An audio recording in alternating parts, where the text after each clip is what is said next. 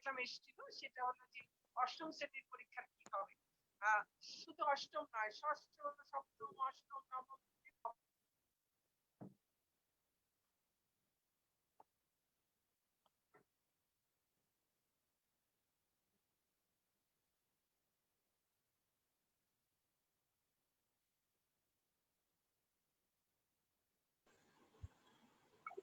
Sir আমাদের live চলে আসছে, আপনি কাইন্ডলি স্টার্ট করুন।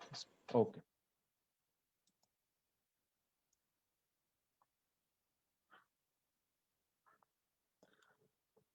Assalamu alaikum. Welcome to our session, Management of Acute Stroke in First 24 Hours. Today is our first session. I am Dr. Mohammad Rokunuzzaman, Consultant Neurologist, National Institute of Neuroscience, Dhaka. Going to present my presentation on Management of Acute Stroke in First 24 Hours. Today, we will discuss about ischemic stroke.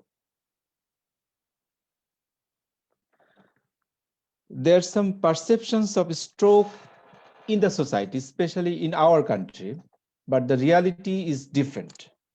There's some myth in the society. Stroke is not preventable, but reality is up to 80% of strokes are preventable. The myth is it cannot be treated, but reality is stroke requires emergency treatment. অনেকে জানে বা মনে করে stroke only strikes the elderly, but anyone at any age can have a stroke. অনেকের ধারণা stroke means it happens in the heart, সবাই NSCBD চলে যায়, but stroke usually is a brain attack, not heart attack. It's a brain attack. There's also a myth that its recovery ends after 6 months. 6 মাস পরে আর যদি ভালো না হয়, stroke আর কখনো ভালো হয় না. But reality is stroke recovery can last till lifetime. জীবনের শেষ দিন পর্যন্ত কিন্তু stroke recovery হতে পারে, হয়. These are the myths and these are the reality. Regarding stroke, it is the third leading cause of death in developed countries. And most common cause of adult disability is stroke.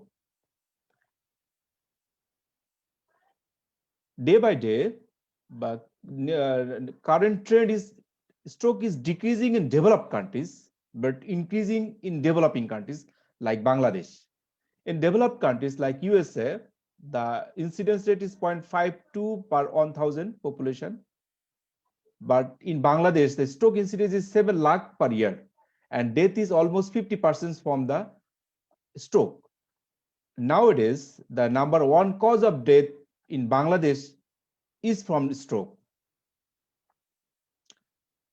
আমরা সবাই স্ট্রোকের একটা পুরাতন definition অনেক আগে থেকে জানি, WS definition, যে it's a sudden cerebral dysfunction which produce either focal or global neurological deficit, persists more than 24 hours, or the patient dies within this period, which is usually non-epileptic, non-traumatic, but vascular in origin. These definitions are changed now. এই definition, বর্তমান definition হলো স্ট্রোককে আমরা clinical and রেডিওগ্রাফিক্যাল characteristic দিয়ে ভাগ করতে পারি। Number 1, ischemic stroke.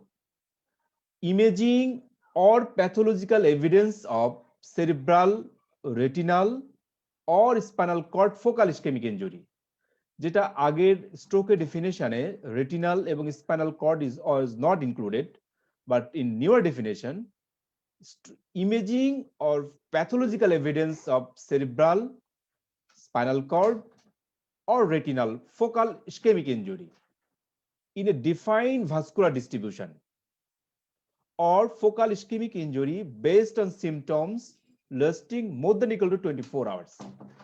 There's some special ischemic symptoms. আমরা পরে ডিসকাস করব। ischemic কিছু স্পেসিফিক কিছু সিমটমস আছে।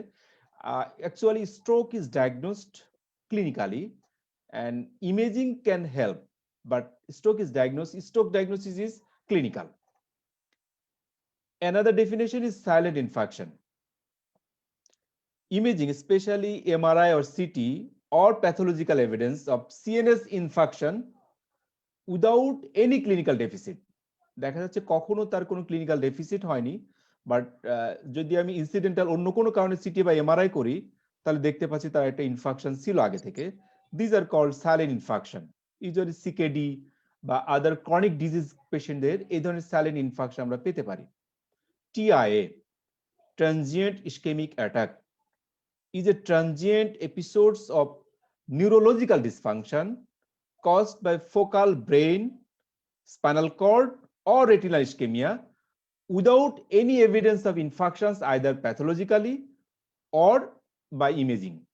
সুতরাং একটা পেশেন্টের যদি নিউরোলজিক্যাল ডিসফাংশন হয় but no findings in imaging or pathological findings, তখন তাকে আমরা টিআই বলবো। ইউজুয়ালি ডিউরেশনটা 24 ঘন্টার ভিতরে যদি পেশেন্ট টোটাল কিওর হয়ে যায়, তবে এখন বলা হয়ে থাকে উইদিন 1 আওয়ার।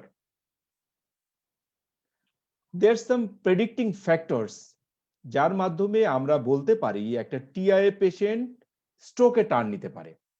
এটাকে আমরা ABCD2 স্কোরিং সিস্টেম করি।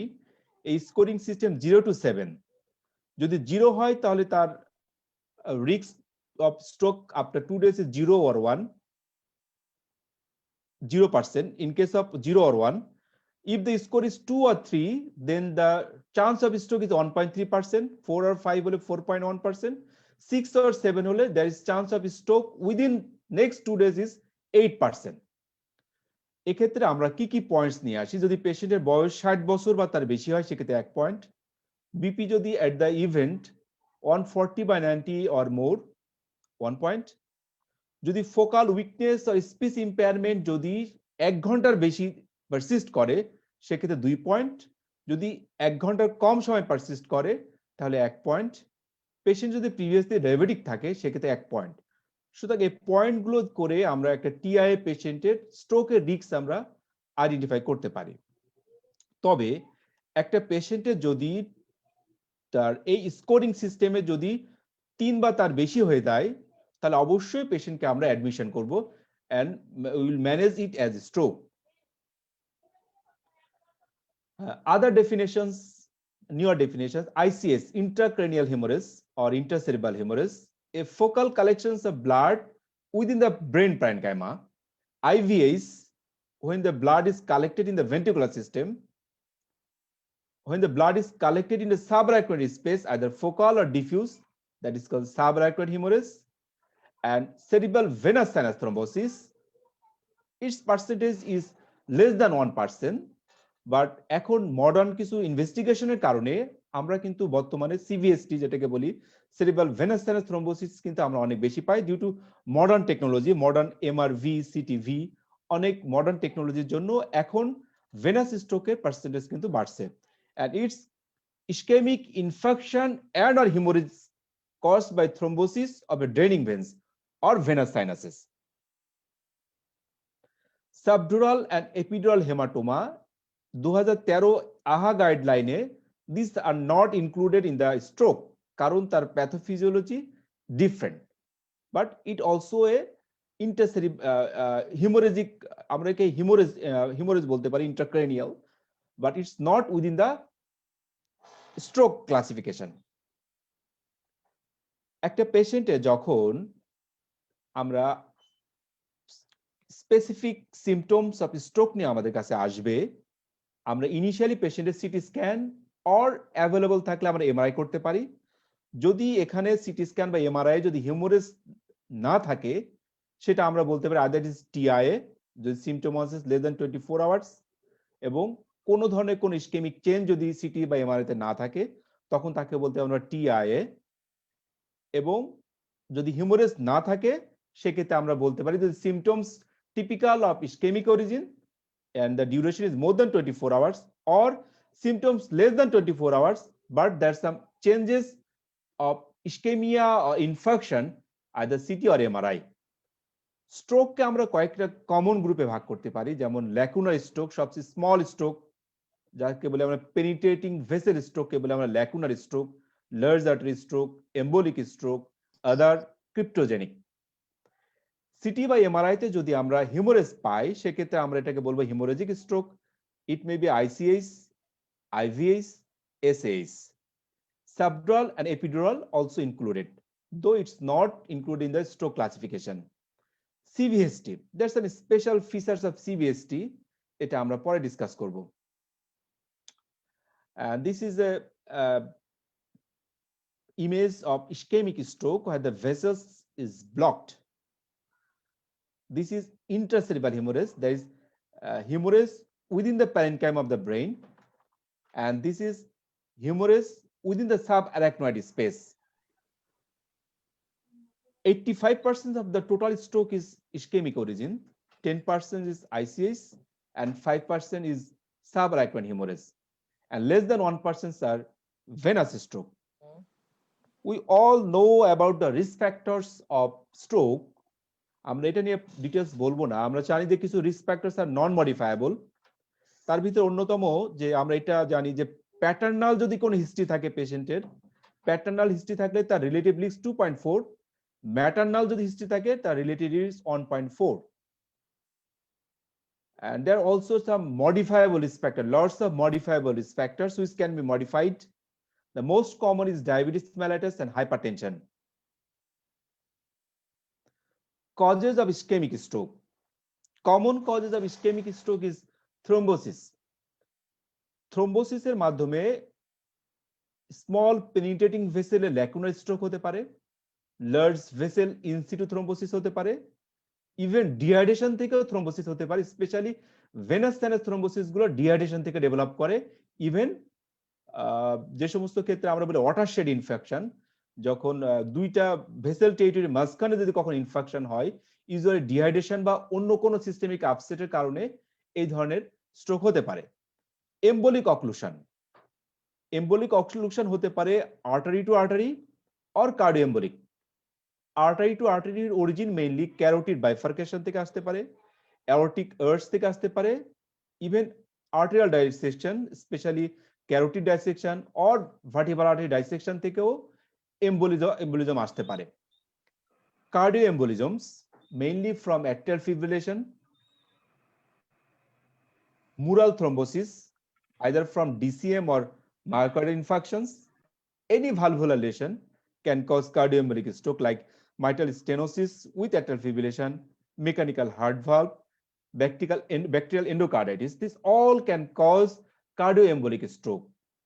Some paradoxical embolus, when there is ASD or persistent foramen ovale, this can cause also a stroke, ischemic stroke. There's some other causes. There's some hypercoagulable states which may be either inherited hypercoagulable state or acquired hypercoagulable states, like protein C deficiency, protein S, antithrombin 3 deficiency, these factor 5 laden, these all are the inherited hypercoagulable state or thrombophilic disorder. Especially this thrombophilic disorder causes venous stroke most likely. And other diseases like antiphospholipid antibody syndrome, these are the acquired thrombophilic disorder or hypercoagulable state. Any systemic malignancy, sickle cell anemia, beta thalassemia, use of oral contraceptives, polycythemia rubra vera, SLE. This SLE can cause vasculitis or can cause hypercoagulable state, homocystinemia, TTP, DIC, dysproteinemia. Nephrotic syndrome is a hypercoagulable state that can cause also ischemic stroke. Inflammatory bowel disease also a hypercoagulable state, and patient may present with ischemic stroke. There's another cause, that is fibromuscular dysplasia. This can also cause ischemic stroke. Vasculitis can cause ischemic stroke, like systemic vasculitis, meningitis, especially syphilis, tuberculosis, fungal, bacterial, even zoster anxiety can cause ischemic stroke. Now, pathogenesis. We all know in ischemia or infarctive stroke, the primary event is hypoxemia. which causes inadequate supply of ATP.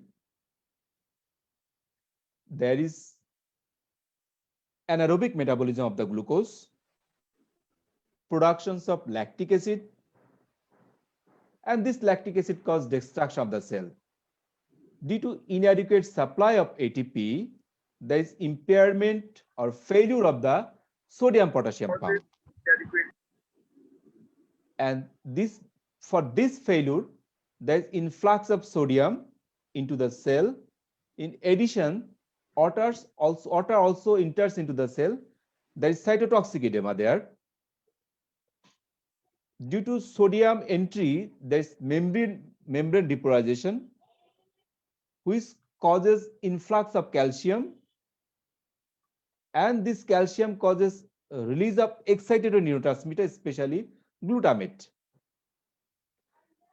Calcium enters cells via glutamate-gated channels.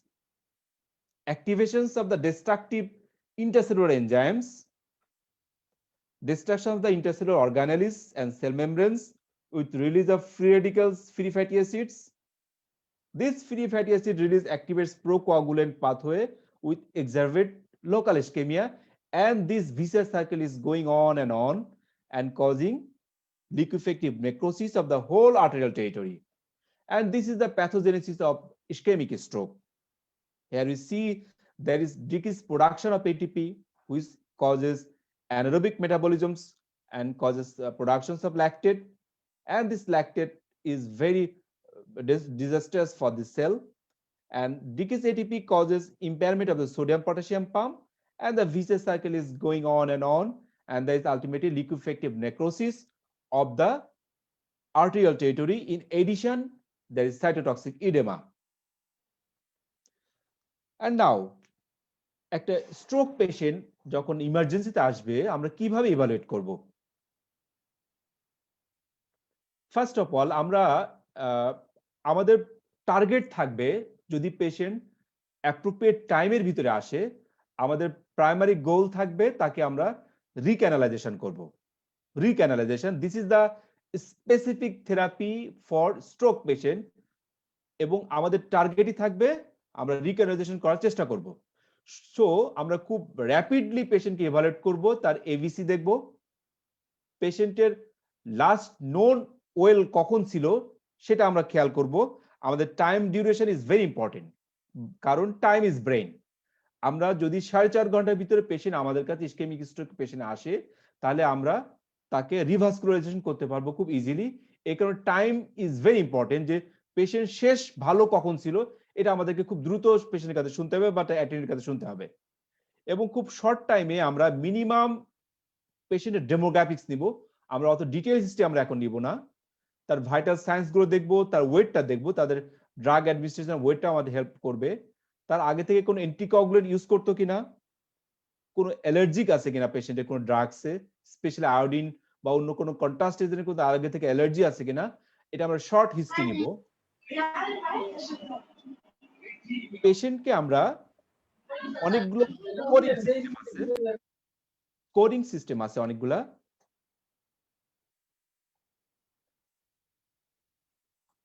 সেই scoring system দিয়ে আমরা পেশেন্টকে scoring করতে পারি তার severity of stroke দেখার জন্য। সবচেয়ে বেশি কমনলি ইউজ করা হয়ে থাকে NIHSS, ন্যাশনাল ইনস্টিটিউট অফ আমরা হেলথ এন্ড স্ট্রোক স্কেল, আমরা NIHSS স্কোর, এটা আমরা সবচেয়ে বেশি ইউজ করে থাকি। GCS আমরা দেখতে পারি, বাট NIHSS স্কোরটা আমাদেরকে সিভিয়ারিটি অফ স্ট্রোকে আমাদেরকে হেল্প করবে, এবং পেশেন্টের ইমিডিয়েট ইন্টিউবেশন প্রয়োজন আছে কিনা সেটা আমরা খেয়াল করব। এরপরে আমাদের ফার্স্ট কাজ হচ্ছে পেশেন্টের একটা নন কন্ট্রাস্ট সিটি স্ক্যান আমরা করব, নন কন্ট্রাস্ট সিটি স্ক্যান, এবং কখনো কখনো প্রয়োজন বোধে আমরা city angiogram, city perfusion, even MRI আমরা করব, but first investigation is a non contrast CT scan of brain.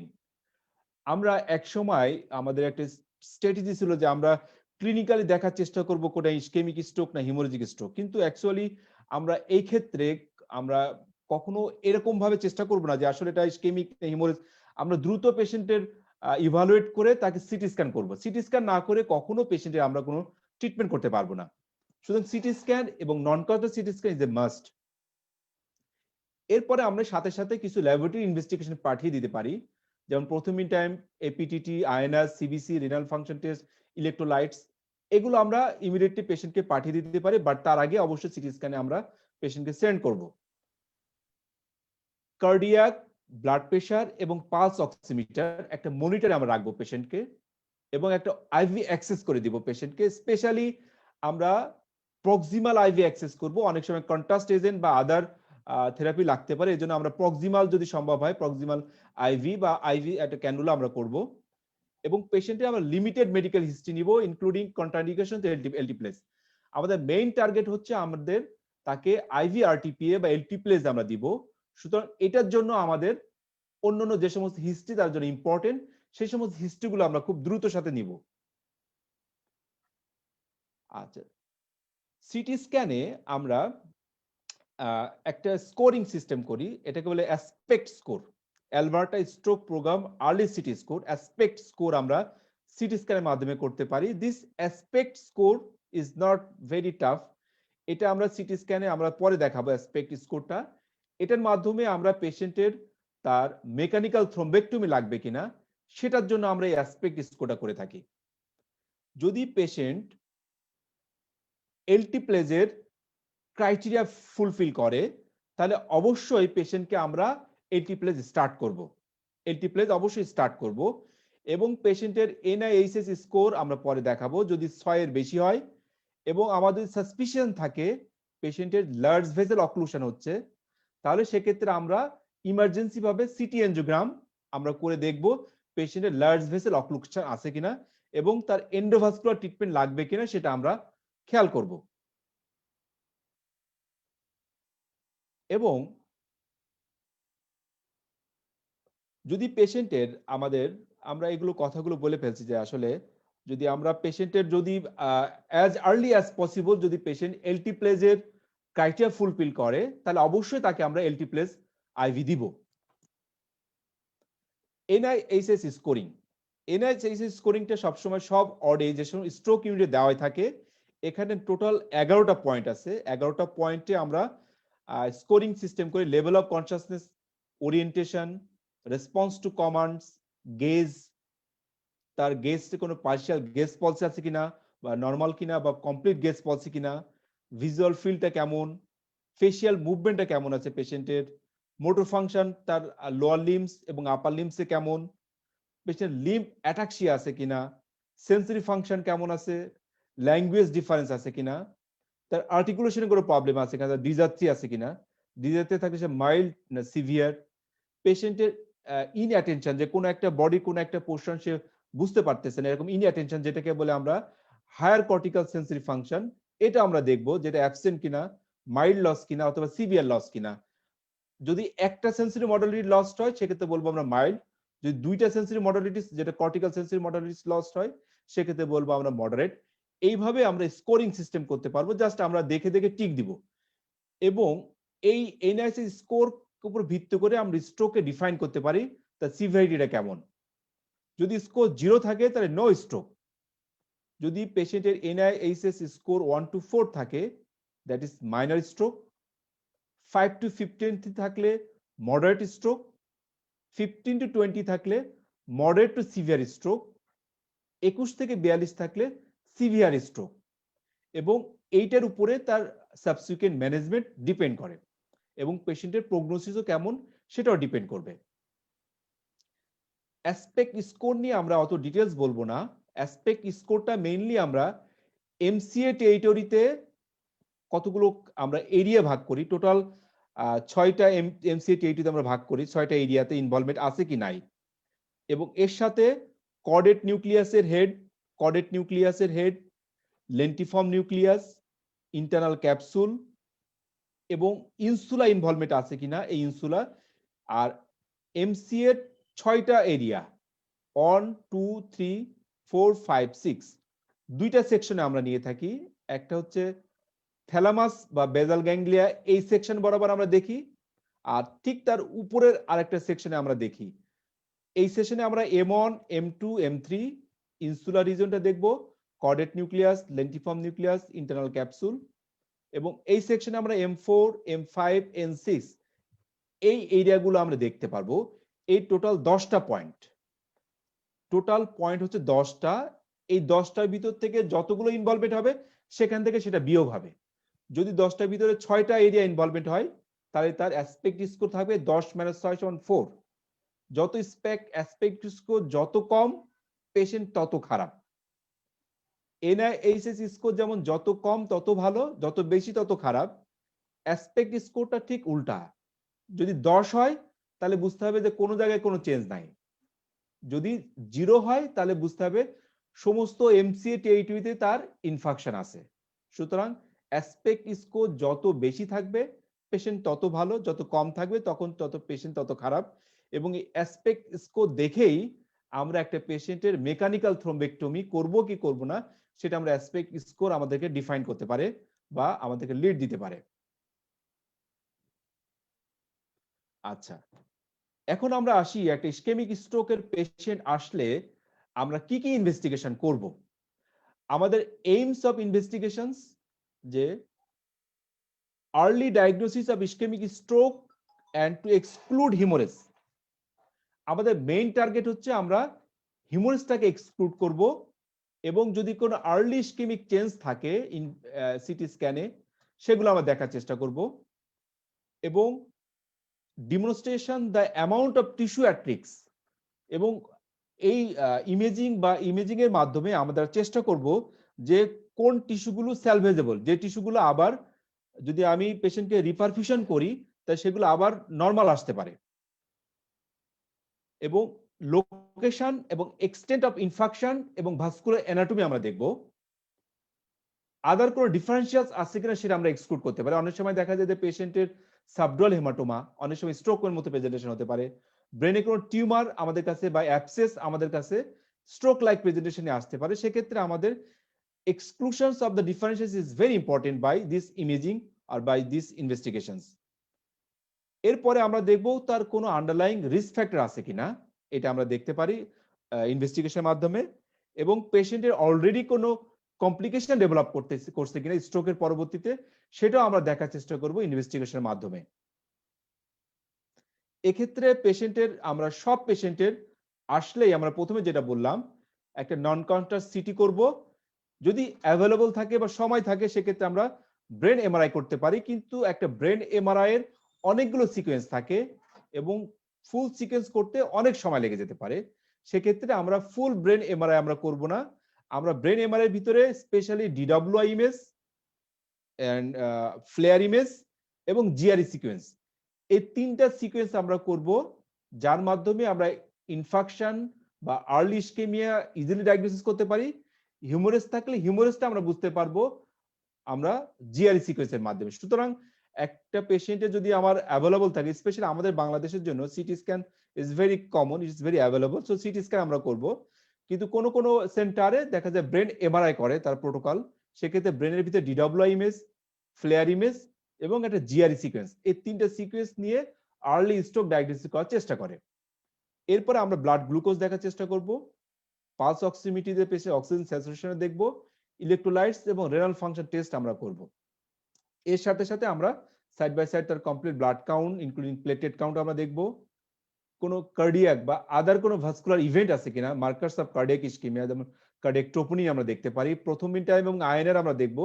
Specially patient যদি আগে থেকে কোনো অ্যান্টিকোয়াগুলেন্ট পেয়ে থাকে তাহলে সেক্ষেত্রে আমরা প্রথম টাইম আয়নের আমরা দেখব। এপিটিটি আমরা দেখব আগে থেকে অ্যান্টিকোয়াগুলেন্ট পেয়ে থাকলে। ইসিজি আমরা দেখব পেশেন্টের আদার কোনো ইসকেমিক ইভেন্ট বা কোনো অ্যারিথমিয়া আছে কিনা বা অ্যাট্রিয়াল ফিব্রিলেশন আছে কিনা সেটার জন্য আমরা ইসিজিটা দেখব। এছাড়াও আমরা fasting and 2 hours after breakfast আমরা পরবর্তীতে করব। ফাস্টিং লিপিড প্রোফাইল, ইকোকার্ডিওগ্রাম এগুলো আমরা নেক্সট ডে বা পরবর্তীতে আমরা করব, কিন্তু ইমিডিয়েটলি আমরা সময় নষ্ট করব না এই সমস্ত ইনভেস্টিগেশনে। যদি পেশেন্ট ইয়াং এজ হয়, ইয়াং পেশেন্ট হয়, সেক্ষেত্রে আমরা যে সমস্ত আদার কজগুলো আমরা দেখছিলাম সেই সমস্ত কজ দেখার জন্য আমরা তার ভাস্কুলারিটিক স্ক্রিনিং আমরা করতে পারি, তার থ্রোম্বোফিলিক স্ক্রিনিং আমরা করতে পারি, ইভেন হিমোগ্লোবিন ইলেক্ট্রোফোরেসিস আমরা করতে পারি। সামটাইমস সিএসএফ এবং ব্লাড ল্যাকটেট করা লাগতে পারে। আচ্ছা, এছাড়াও কখনো কখনো যদি পেশেন্ট ইনফেক্টিভ এন্ডোকার্ডিটিস আমরা সাসপেক্ট করি সেক্ষেত্রে ব্লাড কালচার এবং ইকোকার্ডিওগ্রাম আমাদের রাখতে পারে। কোনো কনজেনিটাল হার্ট ডিজিজ সাসপেক্ট করলে আমাদের কালার ডপলার এবং ট্রান্সইসোফিজিয়াল ইকো আমাদের খুব প্রয়োজন হতে পারে। ইন ইয়াং পেশেন্ট যদি স্ট্রোক নিয়ে আসে আমাদের কাছে, সেক্ষেত্রে ইয়াং এজের স্ট্রোকের অন্যতম কজ ময়োমার ডিজিজ, সেটা দেখার জন্য আমরা ডিএসএ করতে পারি। ভাস্কুলার কোনো ম্যালফরমেশন আছে স্পেশালি হিমোরেজিক স্ট্রোক এবং সাব অ্যারাকনয়েড হিমোরেজের জন্য আমরা ডিএসএ বা আদার সিটি এনজিওগ্রাম বা এমআর এনজিওগ্রাম আমরা করতে পারি। পেশেন্টের অলরেডি কোনো কমপ্লিকেশন ডেভেলপ করছে কিনা সে কারণে আমরা complete blood count, routine urine, serum electrolytes, chest X-ray, অনেক সময় শোল্ডার ডিসলোকেশন হতে পারে, সেক্ষেত্রে আমরা এক্সরে শোল্ডার জয়েন্টসও করতে পারি। তাহলে দিজ আর দ্য ইনভেস্টিগেশনস আমরা করব। এখন সবচেয়ে বেশি বা সবচেয়ে ইম্পর্টেন্ট ইনভেস্টিগেশন হচ্ছে ইমেজিং। স্পেশালি আমরা সিটি স্ক্যান আমরা করব। সিটি স্ক্যান আমাদেরকে কিভাবে হেল্প করবে? This is a non-contrast CT scan of brain showing there is hypodensity involving left MCA territory. There is hypodensity involving left MCA territory. This is also a CT scan of brain showing hypodensity involving left MCA territory. So it's a left MCA infarction. This is also CT scan of brain showing there is hypodensity involving right ACA territory. আমরা city স্ক্যানে কিন্তু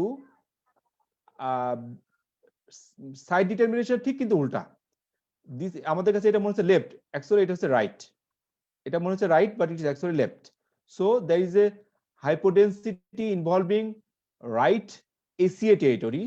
This is called right ACA infarction. This CT scan also showing hypodensity involving right ACA territory. This is also a right ACA infarction. This CT scan of brain showing there is hypodensity involving left PCA territory, and this CT scan also showing hypodensity involving left PCA territory. These both are left PCA territory infarction. In addition, এখানে কিছু আমরা দেখতে পাচ্ছি যে তার choroid plex, this is the choroid plexus calcification, normal physiological calcifications within the choroid plexus. অনেকে ওটাকে haemorrhage হিসেবে আইডেন্টিফাই করতে পারে, কিন্তু এটা আসলে choroid plexus calcifications and it's a normal physiology, not abnormal. And this CT scan showing, this is a non-contrast multi-axial CT scan showing hypodensity involving left MCA territory, left MCA territory with midline shifting and ventricular effacement on the left lateral ventricles. So it's a large left MCA territory infarction with mass effect. And this CT scan showing there is multiloculated hypodensity involving left MCA territory, different part of the left MCA territory. This is also a left MCA territory infarction. And this CT scan showing there is hypodensity involving whole left hemisphere. So it's a left anterior circulation stroke. It's a combination of left MCA and left MCA and also left ACA, but excluding the PCA territory. PCA বাদ দিয়ে এটা total anterior circulation টাই একটা hypodensity involvement হয়েছে, সুতরাং এটা total anterior circulation stroke or infarction. These are the common findings in CT scan, but যদি আমি CT scan early করে ফেলি 24 ঘন্টার ভিতরে সিটি স্ক্যানে কিন্তু নরমাল আসতে পারে। যদি 24 ঘন্টার ভিতরে নরমাল আসতে পারে সেক্ষেত্রে আমরা অবশ্যই ক্লিনিক্যালি যদি পেশেন্টের স্ট্রোক মনে হয়, যদি কোনো হিমোরেজ না থাকে, CT scan normal, diagnosis ischaemic stroke. এছাড়াও সিটি স্ক্যানে কিছু আর্লি সিটি ফাইন্ডিংস আমরা পেতে পারি যদি পেশেন্টের আর্লি সিটি স্ক্যান করা হয়ে থাকে। সেক্ষেত্রে হাইপোডেন্সিটি যে আমরা টিপিক্যাল হাইপোডেন্সিটি দেখছিলাম সেটা যদি না পাই, এছাড়াও আমরা কিছু আর্লি সিটি ফাইন্ডিংস পেতে পারি, যেমন আমরা বলি ডেন্স এমসিএ সাইন। এটাকে বলে ডেন্স আর হাইপারডেন্স এমসিএ সাইন। অনেক সময় এই এমসিএ তে হাইপার ডেন্সিটি দেখা যায়, এমসিএ তে hyper density, this is called dense MCA sign. Dense MCA sign, this is nothing but clotted or thrombosed blood within the MCA territory. MCA territory ভিতরে যখন clotted blood থাকে, যে কোনো blood city স্ক্যানে hyperdense দেখা যায়, এবং সেটাই দেখা যাচ্ছে এখানে হাইপারডেন্সিটি দেখা যাচ্ছে। এটাকে বলি আমরা ডেন্স এমসিএ সাইন, এবং it's the early CT sign of early ischaemic stroke. This also are there is obscuration of the lentiform nucleus. অনেক সময় লেন্টিফর্ম নিউক্লিয়াসটা যখন দেখা না যায়, সেটাও একটা আর্লি সাইন, কিন্তু এসব বোঝা খুব টাফ। ইনসুলার রিবন সাইন, অনেক সময় insular, this is the most border part or peripheral part of A brain, এবং যদি ব্রেনের সার্কুলেশন কোনো কারণে হ্যাম্পার্ড হয়, তাহলে দেখা যায় এই সমস্ত বর্ডার এরিয়াতে সবার আগে হ্যাম্পারিং হয়। ফলে এই বর্ডার এরিয়াতে হাইপোপারফিউশনের কারণে এই ইনসুলাতে হাইপোডেন্সিটি ডেভেলপ করতে পারে, যেটা অন্যান্য জায়গার আগে এখানে দেখা যেতে পারে। This is called insular ribbon sign. Insular ribbon sign. আচ্ছা, এই যেমন একটা পেশেন্টের সিটি স্ক্যান করা হয়েছিল, কিছু আর্লি চেঞ্জ ওর অত ভালো বোঝা যাচ্ছিল না, যে তার গ্রে হোয়াইট ডিফারেন্সিয়েশন অত ভালো বোঝা যাচ্ছিল না রাইট সাইডে। পরবর্তীতে যখন পেশেন্টের সিটি স্ক্যান করা গেছে, তখন দেখা যাচ্ছে যে যে এরিয়াতে তার grey white differentiation was lost, সেইখানে দেখা যাচ্ছে লার্জ হাইপোডেন্সিটি ডেভেলপ করছে। Large hypodensity. So this are the early sign. যদি পেশেন্টের সিমটম থাকে স্ট্রোক লাইক, যদি এই ধরনের আর্লি সাইন থাকে, অবশ্যই তাকে আমরা ইসকেমিক স্ট্রোক হিসাবে চিকিৎসা করব। এবং যদি পেশেন্ট 4.5 ঘন্টার ভিতরে আমাদের কাছে আসে, তাহলে অবশ্যই তাকে আমরা থ্রোম্বোলাইসিস করার চেষ্টা করব। তাহলে কিন্তু এই টিস্যুগুলো আবার এরকম হাইপোডেন্সিটি ডেভেলপ করবে। যখনই একটা সিটি স্ক্যানে হাইপোডেন্সিটি ডেভেলপ করে, তখন বুঝতে হবে যে এই এরিয়াটা টোটালটাই ড্যামেজ, টোটালটা infected. So it will not be reversible, but at this stage this can be reversible. যদি আমরা টাইমলি থ্রোম্বোলাইসিস করতে পারি, তাহলে এই টিস্যুগুলো আবার রিভার্স করতে পারে। This is another CT scan of brain showing there is hypodensity involving left MCA territory on both CT scan. This is also a ACA territory infarction. This is also PCA territory infarction, and this is the MRI. আমরা দেখতে পাচ্ছি যে city স্ক্যানে আমরা early স্টেজে stroke তেমন বুঝতে পারি না, কিছু আর্লি সাইন কারো কারো থাকতে পারে, নাও থাকতে পারে। সেক্ষেত্রে এমআরআই কিন্তু আমাদেরকে অনেক হেল্প করতে পারে। at the time of event of the ischemic stroke, MRI তে কিন্তু চেঞ্জ আসতে পারে, specially DWI image. This is the DWI sequence of MRI, and this is a T2 weighted sequence of MRI, and this is ADC map. DWI ইমেজেরই একটা calculative version হচ্ছে ADC map. So একটা patient at the time of event যদি আমি MRI করি, T2 weighted ইমেজে দেখলাম পেশেন্টের কোনো ধরনের কোনো চেঞ্জ নাই, কিন্তু DWI ইমেজে দেখলাম at the time of event there is hyper intensity. যে কোনো প্যাথোলজি আমরা এমআরআই তে হাইপার ইন্টেন্স দেখি বা সাদা দেখি। DWI তে যখন হাইপার ইন্টেন্স দেখা যায়, তখন আমরা বলতে পারি it's due to infection or ischemia. So at the time of event DWI তে আমরা হাইপার ইন্টেন্সিটি দেখতে পাচ্ছি বা ডিফিউশন ইজ রেস্ট্রিক্টেড পাচ্ছি, বাট T2 weighted ইমেজে কিন্তু তখন আমরা কোনো কিছু পাচ্ছিলাম না। 24 ঘন্টা পার পর্যন্ত কিন্তু T2 weighted ইমেজে কোনো ধরনের ফাইন্ডিংস পাওয়া যাচ্ছে না, কিন্তু DWI ইমেজে কিন্তু at the time of event থেকে বাড়তে থাকে। 24 ঘন্টা পর থেকে T2 weighted ইমেজে হাইপার ইন্টেন্সিটি আসতে থাকে, এবং এরপরে 1 মাস পর্যন্ত এটা বাড়তে থাকে হাইপার ইন্টেন্সিটি, এরপর আবার কমতে থাকে। আর DWI সিকোয়েন্সে at the time of event A hyper intensity আসে, এটা আস্তে আস্তে বাড়তে থাকে, বাড়তে 7 দিন ইভেন 3 সপ্তাহ পর্যন্ত এই হাইপার ইন্টেন্সিটি থাকে, এরপর এটা হাইপো ইন্টেন্স হয়ে যায়। এডিসি ম্যাপটা ঠিক তার উল্টা হয়ে যায়। যখনই DWI ইমেজে একটা জায়গায় হাইপার ইন্টেন্স দেখায় এবং এডিসি ম্যাপে যখন হাইপো ইন্টেন্স দেখায়, তখন আমরা বুঝতে পারি that area is due to infection. That area is due to infection. খেয়াল করবেন হ্যাঁ? যখনই ডিডব্লিউআই তে হাইপো হয়ে যাচ্ছে এডিসি তে তখন হাইপার হয়ে যাচ্ছে। এটা হলো একটা ভাইস ভার্সা রিঅ্যাকশন এবং এটা কনফার্ম করে পেন্টোনিক্স খাইছে এবারে। আচ্ছা please mute him please. So এটা একটা ভাইস ভার্সা রিঅ্যাকশন এবং এটা ইন্ডিকেট করে এটা একটা অ্যাকুট ইনফেকশন। সুতরাং ডিডব্লিউআই ইমেজ কিন্তু আমাদেরকে অনেক হেল্প করতে পারে ইন ইসকেমিক স্ট্রোক আর্লি ডায়াগনোসিসের জন্য। সুতরাং কিছু কিছু সেন্টার ডিডব্লিউআই সিকোয়েন্সটাকে মানে আর্লি সিটি স্ক্যান না করে ডিডব্লিউআই সিকোয়েন্সটা করে থাকে। This is the MRI of brain, this is a DWI image and this is a ADC map. DWI image আমরা দেখতে পাচ্ছি there is hyper intensity over the left MCA territory and on ADC map there is hypointensity at that territory. So it's a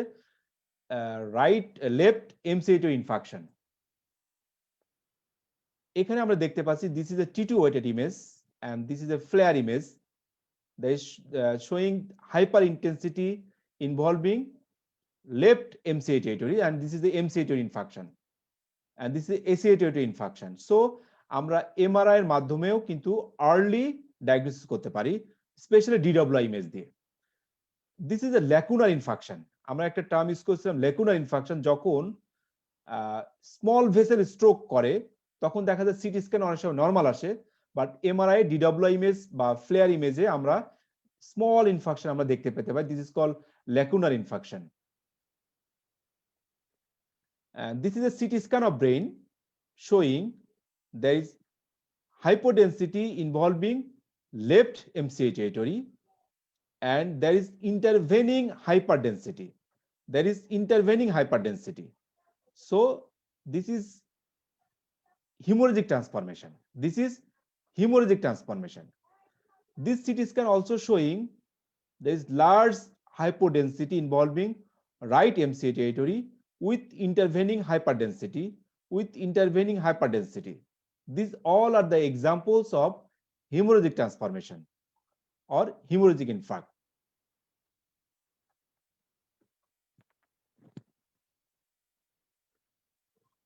এখন আমরা আসি, এতক্ষণ আমরা ইনভেস্টিগেশনে বললাম, আমরা এখন ম্যানেজমেন্ট নিয়ে।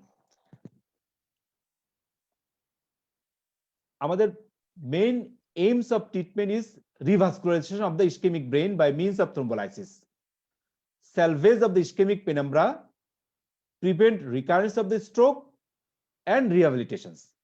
আমাদের এই চারটা গোল, আমাদের একটা ইসকেমিক স্ট্রোকের ম্যানেজমেন্টের এই চারটাই গোল আমাদের।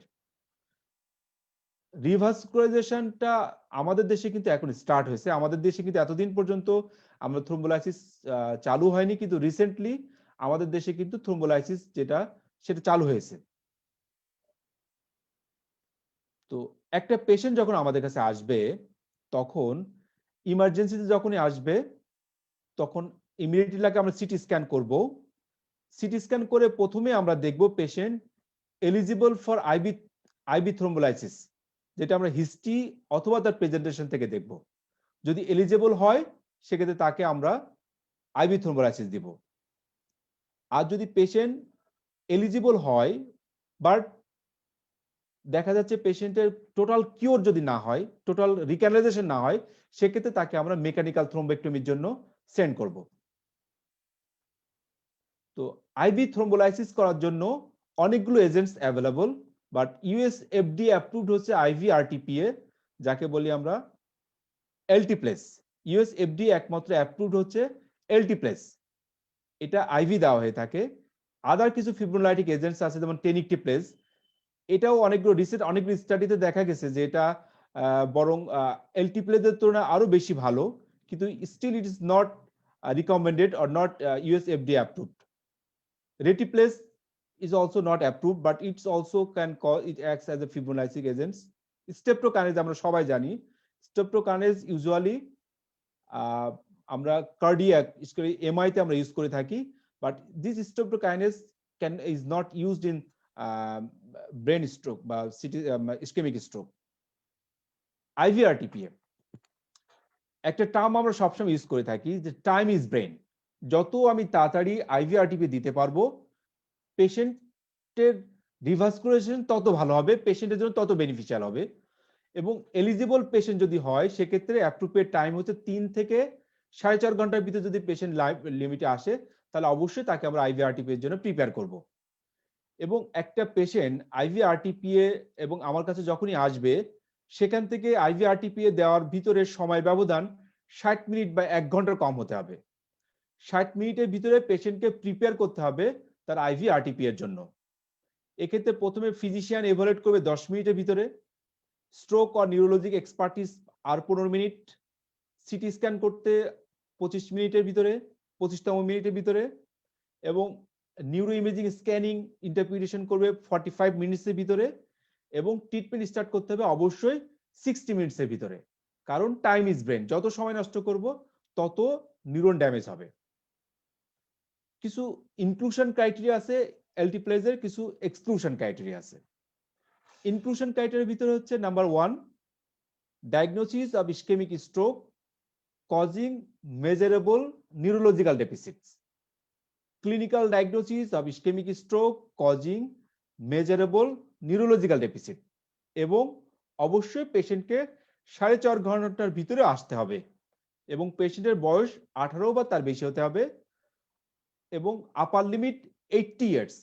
ইউজুয়ালি 80 ইয়ার্স এর পরে দিয়ে দেখা গেছে যে রিস্কটা বেশি বেনিফিটের তুলনায়, এখন 80 ইয়ার্স এর পরে যদি ইউজুয়ালি দেওয়া হয় না, 18 ইয়ার্স এর পর থেকে 80 ইয়ার্স পর্যন্ত আমরা দিতে পারি, যেটা ইনক্লুশন ক্রাইটেরিয়ার ভিতরে। এক্সক্লুশন ক্রাইটেরিয়া, কোন কোন পেশেন্ট আসলে আমরা তাদেরকে আইভিআরটিপি দিতে পারবো না। যদি পেশেন্টের সিগনিফিকেন্ট হেড ট্রমা অথবা প্রিভিয়াস কোনো স্ট্রোক থাকে উইদিন 3 মান্থসের ভিতরে, 3 মাসের ভিতরে যদি আগে থেকে তার স্ট্রোক হয়ে থাকে অথবা সিগনিফিকেন্ট হেড ট্রমা থাকে সেক্ষেত্রে আমরা দিতে পারবো না। যদি পেশেন্টের সিমটমস সাজেস্টিভ অফ এসএইচ, যদি পেশেন্টের হেডেক, ভমিটিং, নেক রিজিডিটি, কার্নিক সাইন থাকে এবং আমি সিটি স্ক্যানে সাবআরাইটেড হিমোরেজ পাই সেক্ষেত্রে অবশ্যই পেশেন্টকে আমরা দিব না। যদি পেশেন্টের 7 দিনের ভিতরে আর্টেরিয়াল পাংচার আমরা করি, আর্টেরিয়াল পাংচার যদি কোনোভাবে করি, তার কোনোভাবে আমি পেশেন্টের এনজিওগ্রাফি করছি, আর্টেরিয়াল পাংচার করছি, বা কোনোভাবে আমি এবিজি করার জন্য আর্টেরিয়াল পাংচার 7 দিনের ভিতরে করছি, সেক্ষেত্রে তাদেরকে আমরা আইভিআরটিপি দিতে পারবো না। যদি পেশেন্টের প্রিভিয়াসলি আগে কখনো ইন্ট্রাক্রেনিয়াল হিমোরেজ হিস্ট্রি থাকে সেক্ষেত্রে আমরা দিতে পারবো না। যদি পেশেন্টের আগে থেকে ডায়াগনোজড তার ব্রেনে কোনো টিউমার, এবি ম্যালফরমেশন অথবা অ্যানিরিজম থাকে সেক্ষেত্রে আমরা দিতে পারবো না। যদি পেশেন্ট রিসেন্ট কোনো তার ব্রেনে অথবা স্পাইনে কোনো সার্জারি হয়ে থাকে সেক্ষেত্রে আমরা দিব না। এবং পেশেন্টের বিপি যদি পারসিস্টেন্টলি 185 বাই 110 এর বেশি থাকে, আমি তাকে ব্লাড প্রেশার লোডিং এজেন্ট দেওয়ার পরেও প্রেশারটা বেশি থাকে সেক্ষেত্রে আমরা দিতে পারবো না। যদি পেশেন্টের অ্যাক্টিভ কোনো ইন্টারনাল ব্লিডিং থাকে সেক্ষেত্রে আমরা পেশেন্টের আইভিআরটিপি দিব না। পেশেন্টের যদি ব্লিডিং ডায়াথেসিস থাকে এবং প্লেটলেট কাউন্ট যদি 1 লাখের কম থাকে সেক্ষেত্রে আমরা দিব না। যদি পেশেন্ট 48 ঘন্টার ভিতরে হেপারিন নিয়ে থাকে এবং তার এপিটিটি যদি আপার লিমিটের চেয়ে বেশি থাকে সেক্ষেত্রে দিব না আমরা। পেশেন্ট যদি ওরাল অ্যান্টিকোয়াগুলেন্ট ড্রাগ পায় 48 ঘন্টার ভিতরে এবং তার আইএনআর যদি 1.7 এর বেশি অথবা প্রথম টাইম 15 সেকেন্ডের বেশি হয় সেক্ষেত্রে আমরা আরটিপি দিতে পারবো না। এবং যদি পেশেন্ট নিউয়ার ওরাল এজেন্ট যদি পেয়ে থাকে, নোয়াক যদি পেয়ে থাকে সেক্ষেত্রে আমরা তাকে দিতে পারবো না। যদি ব্লাড গ্লুকোজ লেভেল 50 কম থাকে সেক্ষেত্রে আমরা তাকে আরটিপি দিতে পারবো না। এবং সিটিতে যদি পেশেন্টের হাইপোডেন্সিটিটা 1/3 of the cerebral hemisphere involve হয়, মোর দ্যান 1/3, সেক্ষেত্রেও আমরা তাকে আরটিপি দিতে পারবো না। কারণ এগুলো যদি আমরা দিয়ে থাকি সেক্ষেত্রে পেশেন্টের হিমোরেজের চান্স থাকবে এবং রিস্কের পরিমাণ বেশি থাকবে তার বেনিফিটের তুলনায়। এছাড়াও কিছু রিলেটিভ এক্সক্লুশন ক্রাইটেরিয়া আছে, এই ক্রাইটেরিয়াগুলো আমরা অনেক সময় মিনিমাইজ করে আমরা আইভিআরটিপি দিতে পারি। আইভিআরটিপি আমরা কিভাবে দিই? আইভিআরটিপি এর জন্য একটা ডেডিকেটেড আইভি লাইন দরকার এবং পেশেন্টের এক্সট্রা আরেকটা আইভি লাইন পেশেন্টের প্রয়োজন। এক্ষেত্রে এলটিপ্লেক্সটা আমরা দিব 0.9 milligram per KG body weight, 0.9 milligram per KG body weight, but maximum 90 milligram পর্যন্ত আমরা দিতে পারি। এর ভিতরে দিব আমরা 10% দিব বোলাস উইদিন 1 মিনিট এবং বাদ বাকি 90% দিব উইদিন নেক্সট 1 আওয়ার। আমরা ইউজুয়ালি আমাদের দেশে 50 মিলিগ্রামে পাওয়া যায় এলটিপ্লেজটা 50 মিলিগ্রামে। আমরা ইউজুয়ালি একটা পেশেন্টের 50 মিলিগ্রামই আমরা দিই, কারণ এটা একটা প্রাইসই প্রায় 50,000 টাকা। অনেকের ক্ষেত্রে জাপানে যেমন ওরা ডোজিংটা একটু কমায়, এর অর্ধেক করে দেয়, সেই অর্ধেক ডোজটাই আমরা আমাদের দেশে হিসাব করে করি, কারণ আমাদের কারণে খরচটা দেখা লাগে বা আমাদের কারণ এই কারণে আমরা 50 মিলিগ্রাম আমরা ইউজুয়ালি একটা অ্যাডাল্ট পেশেন্ট আমরা দিই একটা অ্যাম্পল, যেটা দামই 50,000 টাকা, যেটা প্রথমে 10% দিব আমরা বোলাসটা 1 মিনিটের ভিতরে এবং বাদ বাকি দিব নেক্সট 1 আওয়ারের ভিতরে। এবং আইভি আরটিপি দেওয়ার পর অবশ্যই পেশেন্টকে আমরা ডেডিকেটেড স্ট্রোক ইউনিট বা অথবা আইসিইউতে আমরা 24 ঘন্টা ক্লোজ মনিটরিং রাখবো। এক্ষেত্রে ভাইটাল সাইনগুলো আমরা দেখব প্রত্যেক 15 মিনিট পর পর দেখবো প্রথম 2 ঘন্টা, এরপরে আমরা পরের 6 ঘন্টা দেখবো হাফ আওয়ারলি, এরপরে আমরা আওয়ারলি দেখবো আনটিল 24 আওয়ার্স। এবং আইভিআরটিপি দেওয়ার আগে আমাদের বিপি 185 বা 110 এর নিচে থাকতে হবে। আর যখন আইভিআরটিপি দিব তারপরে বিপিটা আমরা অবশ্যই 180 বা 105 এর নিচে আমরা রাখার চেষ্টা করব by blood pressure lowering agents either IV or oral. Anticoagulant, antithrombotic, antiplatelet আমরা 24 ঘন্টার ভিতরে পেশেন্টকে দিব না। এবং আইভিআরটিপি দেওয়ার পরে পেশেন্টের কোনো আমরা ক্যাথেটার আমরা করব না, কোনো এনজিটিউব আমরা দিব না। এবং 24 ঘন্টা পার হওয়ার পরে একটা follow up non contact CT scan আমরা করব। এবং এই পেশেন্ট গুলাকে আমরা স্ট্রিক্ট বিপি 180/105 এর ভিতরে আমরা স্ট্রিক্ট মেইনটেইন করার চেষ্টা করব। আইভিআরটিপি এর কিছু কমপ্লিকেশন ডেভেলপ করতে পারে পেশেন্টের। একটা হলো সিম্পটোমেটিক ইন্টারসেরিব্রাল হিমোরেজ। অনেক সময় দেখা যায় দেওয়ার পরে পেশেন্টের ব্লিডিং হতে পারে, পেশেন্ট ডিটোয়েট করতে পারে। কিছু কিছু ক্ষেত্রে অ্যাসিম্পটোমেটিক ইন্টারসেরিব্রাল হিমোরেজ ডেভেলপ করতে পারে। সেক্ষেত্রে আমরা এই কারণে 24 ঘন্টা পর ইনভেরিয়েবলি সব পেশেন্টকে আমরা রিপিট সিটি স্ক্যান করে থাকি। সিস্টেমিক ব্লিডিং, ইভেন এনজিওডেমা হতে পারে, but this complication is not very common. যদি আমি strict time window, inclusion criteria এবং এক্সক্লুশন ক্রাইটেরিয়া ভালোভাবে আমি খেয়াল করে যদি দিতে পারি, তাহলে কিন্তু এই ধরনের কমপ্লিকেশন চান্স কিন্তু অনেক কম থাকে। সিম্পটোমেটিক আইসিএস এর চান্স 5 to 6%। ইভেন যদি আপনি যদি পেশেন্টের যদি ইনক্লুশন ক্রাইটেরিয়া বা এক্সক্লুশন ক্রাইটেরিয়া ভালোভাবে খেয়াল করে দেখেন, তাহলে এই আইসিএস এর চান্স কিন্তু আরো কমানো যেতে পারে। এখনো পর্যন্ত অ্যালটিপ্লেজের অ্যান্টিডোট আবিষ্কার হয়নি, তবে এক্ষেত্রে আমরা সাথে সাথে ইনফিউশনটা স্টপ রাখবো, পেশেন্টকে আমরা ফ্রেশ ফ্রোজেন প্লাজমা দিতে পারি, প্লেটলেট কনসেন্ট্রেট দিতে পারি, ইভেন ফ্যাক্টর 8 আমরা দিতে পারি ব্লিডিংটা কমানোর জন্য। And another procedure is endovascular procedures. This is the alternative or adjunctive treatments of the acute stroke. এটা অনেক সময় দেখা যাচ্ছে আইভি থ্রোম্বোলাইসিস যাদেরকে আমরা করতে পারতেছি না, কোনোভাবে কন্ট্রাইন্ডিকেটেড, তাদেরকে আমরা দিতে পারি, অথবা আইভি থ্রোম্বোলাইসিস আমরা করছি বাট রিক্যানালাইজেশন পুরা হয়নি, অথবা লার্জ ভেসেল অক্লুশন আছে, সেক্ষেত্রে আমরা এন্ডোভাস্কুলার প্রসিডিউর করতে পারি। তো এই সমস্ত পেশেন্টে আমরা প্রোটোকল কিভাবে ফলো করি? যখন একটা পেশেন্ট স্ট্রোক নিয়ে আমাদের কাছে আসবে, তখন যখন নন কন্টাক্ট সিটি স্ক্যান করব, দেখবো পেশেন্ট আইভি থ্রোম্বোলাইসিসের এলিজিবল কিনা। যদি এলিজিবল হয় তাহলে আমি আইভি থ্রোম্বোলাইসিস দিব, এবং দেওয়ার পরেও পেশেন্ট দেখবো তার মেকানিক্যাল থ্রোম্বেক্টমির জন্য এলিজিবল কিনা দেখবো আমরা। আর যদি পেশেন্ট আইভি থ্রোম্বোলাইসিসের ক্রাইটেরিয়া বা এলিজিবল না হয়, সেক্ষেত্রে আমরা দেখবো তার মেকানিক্যাল থ্রোম্বেক্টমির এলিজিবল কিনা। যদি এটা হয়, সেক্ষেত্রে দেখার জন্য আমরা পেশেন্টের সিটি এনজিওগ্রাম আমরা করে থাকি, তার লার্জ ভেসেল কোনো অক্লুশন আছে কিনা সেটা আমরা দেখতে পারি। লার্জ ভেসেল অক্লুশন যদি থাকে, সেক্ষেত্রে আমরা তাকে মেকানিক্যাল থ্রোম্বেক্টমি করতে পারি, অথবা কিছু পারফিউশন ইমেজিং আমরা করতে পারি, আমরা পরে দেখাবো। পারফিউশন ইমেজিং এর মাধ্যমে আমরা যদি দেখি পেশেন্টের পারফিউশনে মিসম্যাচ থাকে, যে অনেক বড় ইসকেমিক পেন নাম্বার থাকে, সেক্ষেত্রেও আমরা তাকে মেকানিক্যাল থ্রোম্বেক্টমি করতে পারি। তো মেকানিক্যাল থ্রোম্বেক্টমি অ্যাকর্ডিং টু আহা গাইডলাইন্স 2015 অনুযায়ী, যদি পেশেন্টের এজ 18 বছরের বেশি হয় তাহলে আমরা দিব, কিন্তু আমরা রিয়েল ওয়ার্ল্ডে এই এজ লিমিটটাকে আমরা দেখি না। পেশেন্টের যদি এনএসএস স্কোর 6 এর বেশি থাকে সেক্ষেত্রে আমরা দিয়ে থাকি, বাট রিয়েল ওয়ার্ল্ডে দেখা যাচ্ছে না, যদি পেশেন্টের রিভার্সিবল ড্যামেজ থাকে অবশ্যই আমরা তাকে মেকানিক্যাল থ্রোম্বেক্টমি করব। পেশেন্টের ইমেজিং অ্যাসপেক্ট স্কোর যদি 6 বা তার বেশি হয়ে থাকে সেক্ষেত্রে আমরা আহা গাইডের অনুযায়ী মেকানিক্যাল থ্রোম্বেক্টমি করব। বাট রিয়েল ওয়ার্ল্ডে আমরা দেখি যদি পেশেন্টের স্যালভেজেবল পেনাম্বরা থাকে, সিটি স্ক্যান বা সিটি পারফিউশন বা এমআরআই তে যদি দেখা যায় তার পেনাম্বরা থাকে স্যালভেজেবল, সেক্ষেত্রে তার অ্যাসপেক্ট স্কোর যা হোক না কেন পেশেন্টকে আমরা কিন্তু মেকানিক্যাল থ্রোম্বেক্টমি করব।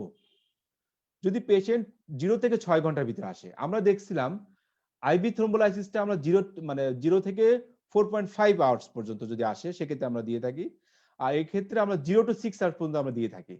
কিন্তু যদি স্যালভেজেবল টিস্যু থাকে আমরা বিভিন্ন ইমেজিং দিকে বুঝতে পারি, যেহেতু মডার্ন ইমেজিং আমাদের দেশে অ্যাভেলেবল, সেক্ষেত্রে পেশেন্টকে আমরা 24 ঘন্টা পর্যন্ত কিন্তু মেকানিক্যাল থ্রোম্বেক্টমি করে পেশেন্টের থ্রোম্বাসটাকে আমরা নিয়ে আসতে পারি। 2015 আহা গাইডলাইন অনুযায়ী আমরা আইসিএ অথবা প্রক্সিমাল এমসি তে যদি কোনো ব্লক থাকে সেক্ষেত্রে আমরা মেকানিক্যাল থ্রোম্বেক্টমি করতে পারি। বাট রিয়েল ওয়ার্ল্ডে এনি সিম্পটোমেটিক ভেসেলস যদি স্যালভেজেবল টিস্যু থাকে সেখানে আমরা কিন্তু মেকানিক্যাল থ্রোম্বেক্টমি করতে পারি। সাধারণত অনেকগুলো ডিভাইস আছে, তার ভিতরে 4টা ডিভাইস ইউএস এফডিএ অ্যাপ্রুভ, যেমন মার্সি, পেনাম্বরা, সলিটিয়ার, ট্রেভো। আমরা একটা ভিডিও দেখতে পারি যে আমরা কিভাবে এটা করা হয়। আপনারা দেখতে পারেন যে আমরা কিভাবে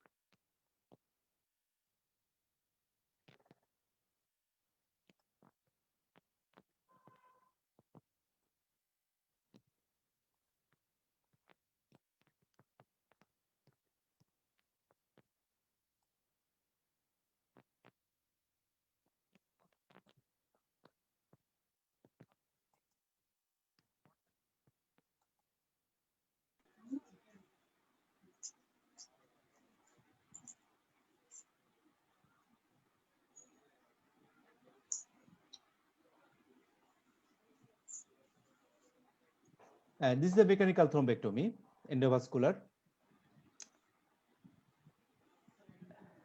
And now the basic algorithm for initial medical management of ischemic stroke.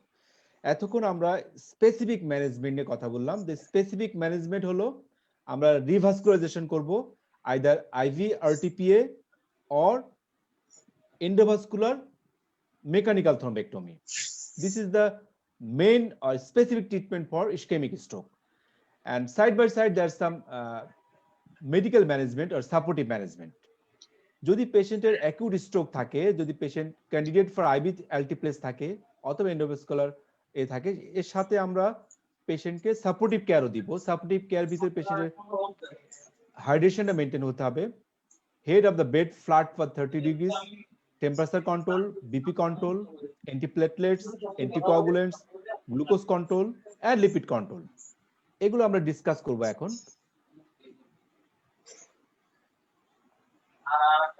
First of all,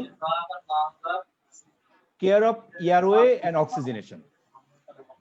পেশেন্টের যদি রেজড আইসিপি থাকে, either hemorrhage or vertebrovasal insufficiency, or যদি bilateral ischemic stroke থাকে, সেক্ষেত্রে পেশেন্টের রেজড আইসিপি অথবা লার্জ এমসিটিআইটি যদি থাকে পেশেন্টের, সেক্ষেত্রে রেজড আইসিপি থাকতে পারে পেশেন্টের, এবং পেশেন্টের রেসপিরেটরি কম্প্রোমাইজেশন হতে পারে অথবা মাসকুলার এয়ারওয়ে অবস্ট্রাকশন হতে পারে। সুতরাং অবশ্যই আমাদেরকে পেশেন্টের এয়ারওয়ে এবং অক্সিজেনেশনটা ভালোভাবে মেনটেন করতে হবে।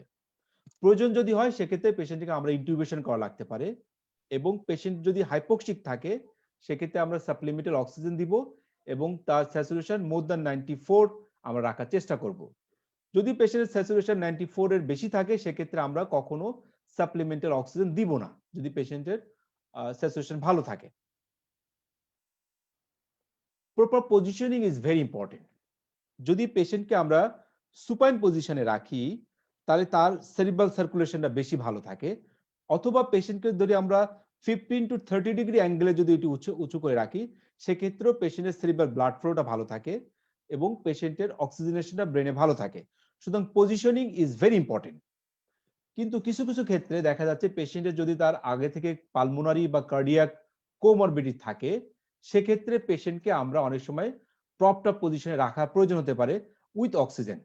তবে যদি এই ধরনের কোমরবিডিটিস না থাকে সেক্ষেত্রে আমরা সুপাইন এবং 50 to 30 ডিগ্রি আমরা অ্যাঙ্গেল করে রাখতে পারি, যে কোনো আইদার রাইট সাইড অথবা লেফট সাইড কাত করে আমরা রাখতে পারি, 2 ঘন্টা লেফট সাইড 2 ঘন্টা রাইট সাইড, আবার ফ্ল্যাট হিসাবে আমরা রাখতে পারি। পজিশনিং ইজ ভেরি ইম্পর্টেন্ট, কারণ সেরিব্রাল ব্লাড ফ্লোটা পজিশনিং উপরে কিন্তু ডিপেন্ডেন্ট। কার্ডিয়াক মনিটরিং, কিছু কিছু ক্ষেত্রে আমাদের স্ট্রোক পেশেন্টের কন্টিনিউয়াস কার্ডিয়াক মনিটরিং প্রয়োজন হতে পারে, স্পেশালি যদি পেশেন্টের অ্যাট্রিয়াল ফিব্রিলেশন বা অন্য কোনো অ্যারিথমিয়া থাকে সেক্ষেত্রে অবশ্যই পেশেন্টকে কার্ডিয়াক মনিটরিং আমাদের রাখতে হবে। এবং পেশেন্টের কার্ডিয়াক আউটপুট এবং তার হাই নরমাল বিপি আমরা রাখার চেষ্টা করব। আমরা ইসকেমিক স্ট্রোকে কখনো বিপি কে লোয়ার রাখি না, আমরা হাই নরমাল রাখার চেষ্টা করব যাতে তার সেরিব্রাল ব্লাড ফ্লোটা ভালো থাকে এবং তার পেশেন্টের যদি তার মানে সিবিপিটা যদি 8 to 10 মিনিটের জন্য থাকে সেভাবে আমরা পেশেন্টকে মেইনটেইন করার চেষ্টা করব তার কার্ডিয়াক আউটপুট এবং তার ব্লাড প্রেশারটা। Management of hypertension is very important in case of ischemic stroke, very important. এটাকে আমরা 3টা ক্যাটাগরিতে ভাগ করি। একটা ইসকেমিক স্ট্রোকের পেশেন্টের হাইপারটেনসিভ যদি হয় সেটাকে আমরা 3টা ক্যাটাগরিতে ভাগ করি। Number 1, patient eligible for thrombolytic therapy. Patient eligible for thrombolytic therapy, যদি পেশেন্ট এলিজিবল হয় সেক্ষেত্রে আমরা বিপি 185 110 এর নিচে রাখবো এবং থ্রোম্বোলাইসিস করার পরে 180/105 এ রাখবো, যেটা আমরা আগে ডিসকাস করছি। Patient not eligible but not known hypertensive previously, যদি পেশেন্ট এলিজিবল না হয় ফর থ্রোম্বোলাইটিক থেরাপি এবং আগে থেকে নট নোন হাইপারটেনসিভ সেক্ষেত্রে আমরা পেশেন্টের বিপি 220 to 120 220 বা 120 পর্যন্ত কিন্তু আমরা পেশেন্টকে অ্যালাউ করতে পারি। যদি একটা পেশেন্ট আগে থেকে হাইপারটেনসিভ না হয় সেক্ষেত্রে তার বিপি 220 বা 120 পর্যন্ত আমরা অ্যালাউ করতে পারি। এর উপরে যদি যায় সেক্ষেত্রে আমরা অ্যান্টি হাইপারটেনসিভ দিব, এর নিচে থাকলে আমরা অ্যান্টি হাইপারটেনসিভ দিব না। তবে এর নিচে যদি থাকে সেক্ষেত্রে যদি সাথে অ্যাসোসিয়েটেড তার আগে থেকে ischaemic heart disease, heart failure, aortic dissection, hypertensive encephalopathy, acute kidney injury, pre-eclampsia আর অ্যাক্লাম্পসিয়া যদি থাকে সেক্ষেত্রে বিপি 220/120 নিচে যদি থাকে সেক্ষেত্রে আমরা কিন্তু বিপিটা কমানোর চেষ্টা করব। আদারওয়াইজ এই সমস্ত কোনো রিস্ক ফ্যাক্টর যদি না থাকে তাহলে বিপি 220/120 পর্যন্ত কিন্তু আমরা রাখতে পারি without any side effect. Patient not eligible for thrombolytic therapy but patient was non hypertensive, আগে থেকে সে হাইপারটেনসিভ ছিল but not eligible for thrombolytic agent, সেক্ষেত্রে আমরা প্রিভিয়াসলি যে অ্যান্টি হাইপারটেনসিভ পাচ্ছিল সেটা আমরা শুরু করব, তবে স্ট্রোক অনসেটে 24 ঘন্টা পরে। প্রথম 24 ঘন্টায় আমরা স্টার্ট করব না, কারণ প্রথম 24 ঘন্টার ভিতরে অনেক সময় দেখা যাচ্ছে কিছু রিবাউন্ড বা কিছু চেঞ্জের কারণে কিছু হাইপারটেনশন ডেভেলপ করতে পারে। This are the reversible hypertension, এবং এই কারণে আমরা প্রথম 24 ঘন্টার ভিতরে পেশেন্ট গুলোকে আমরা কোনো অ্যান্টি হাইপারটেনসিভ শুরু করব না, তারপরে আমরা শুরু করতে পারবো যেটা সে আগে থেকে পাচ্ছিল। আচ্ছা, যখনই আমরা বিপি কমানোর জন্য চেষ্টা করব তখনই আমরা খেয়াল রাখবো বিপি 15% কমাবো ফার্স্ট 24 আওয়ার্সে। ফার্স্ট 24 আওয়ার্সে 15%-এর বেশি বিপি কিন্তু আমরা কমাবো না। এরপরে আমরা আস্তে আস্তে ধীরে ধীরে কমানোর চেষ্টা করব, কারণ বিপি যদি আমরা কমিয়ে ফেলি সেরিব্রাল পারফিউশনও কমে যাবে, ফর ইনফ্রাক্ট এরিয়াটা বেশি হয়ে যাবে, পেনাম্বরাটা নষ্ট হয়ে যাবে, স্যালভেজেবল টিস্যুগুলো নষ্ট হয়ে যাবে। সুতরাং আমরা চেষ্টা করব পেশেন্টকে হাই নরমাল বিপি রাখার জন্য। Choice of anti hypertensive in emergency situation, এক্ষেত্রে চয়েস অফ ড্রাগ হচ্ছে আমরা চেষ্টা করব শর্ট অ্যাক্টিং ইজিলি টাইট্রেবল ড্রাগস গুলো আমরা ইউজ করার চেষ্টা করব, যেমন ল্যাভিটোরল আমরা 10 মিলিগ্রাম আইভি বোলাস দিতে পারি, সাথে এরপরে আমরা continuously IV infusion 2 to 8 milligram per minute হিসেবে দিতে পারি, নিকারডিপিন দিতে পারি, ক্লিবিডিপিন দিতে পারি। কিন্তু আমরা কখনোই সাবলিঙ্গুয়াল নাইট্রেট, সাবলিঙ্গুয়াল নিফিডিপিন এটা আমরা কখনো ইউজ করব না। এটা খুব বেশি প্র্যাকটিস করা হতো এক সময়। Sublingual GTA nifedipine should be avoided, it is not recommended by the US FDA বা এনি গাইডলাইন। যদি পেশেন্টের হাইপোভলিমিয়া থাকে বা হাইপোটেনশন থাকে সেক্ষেত্রে অবশ্যই সিস্টেমিক পারফিউশন মেনটেন করার জন্য পেশেন্টকে আমরা অর্গান সাপোর্ট দেওয়ার জন্য তাকে ফ্লুইড দিতে পারি, ইভেন আইনোট্রপিক এজেন্টও ইউজ করতে পারি।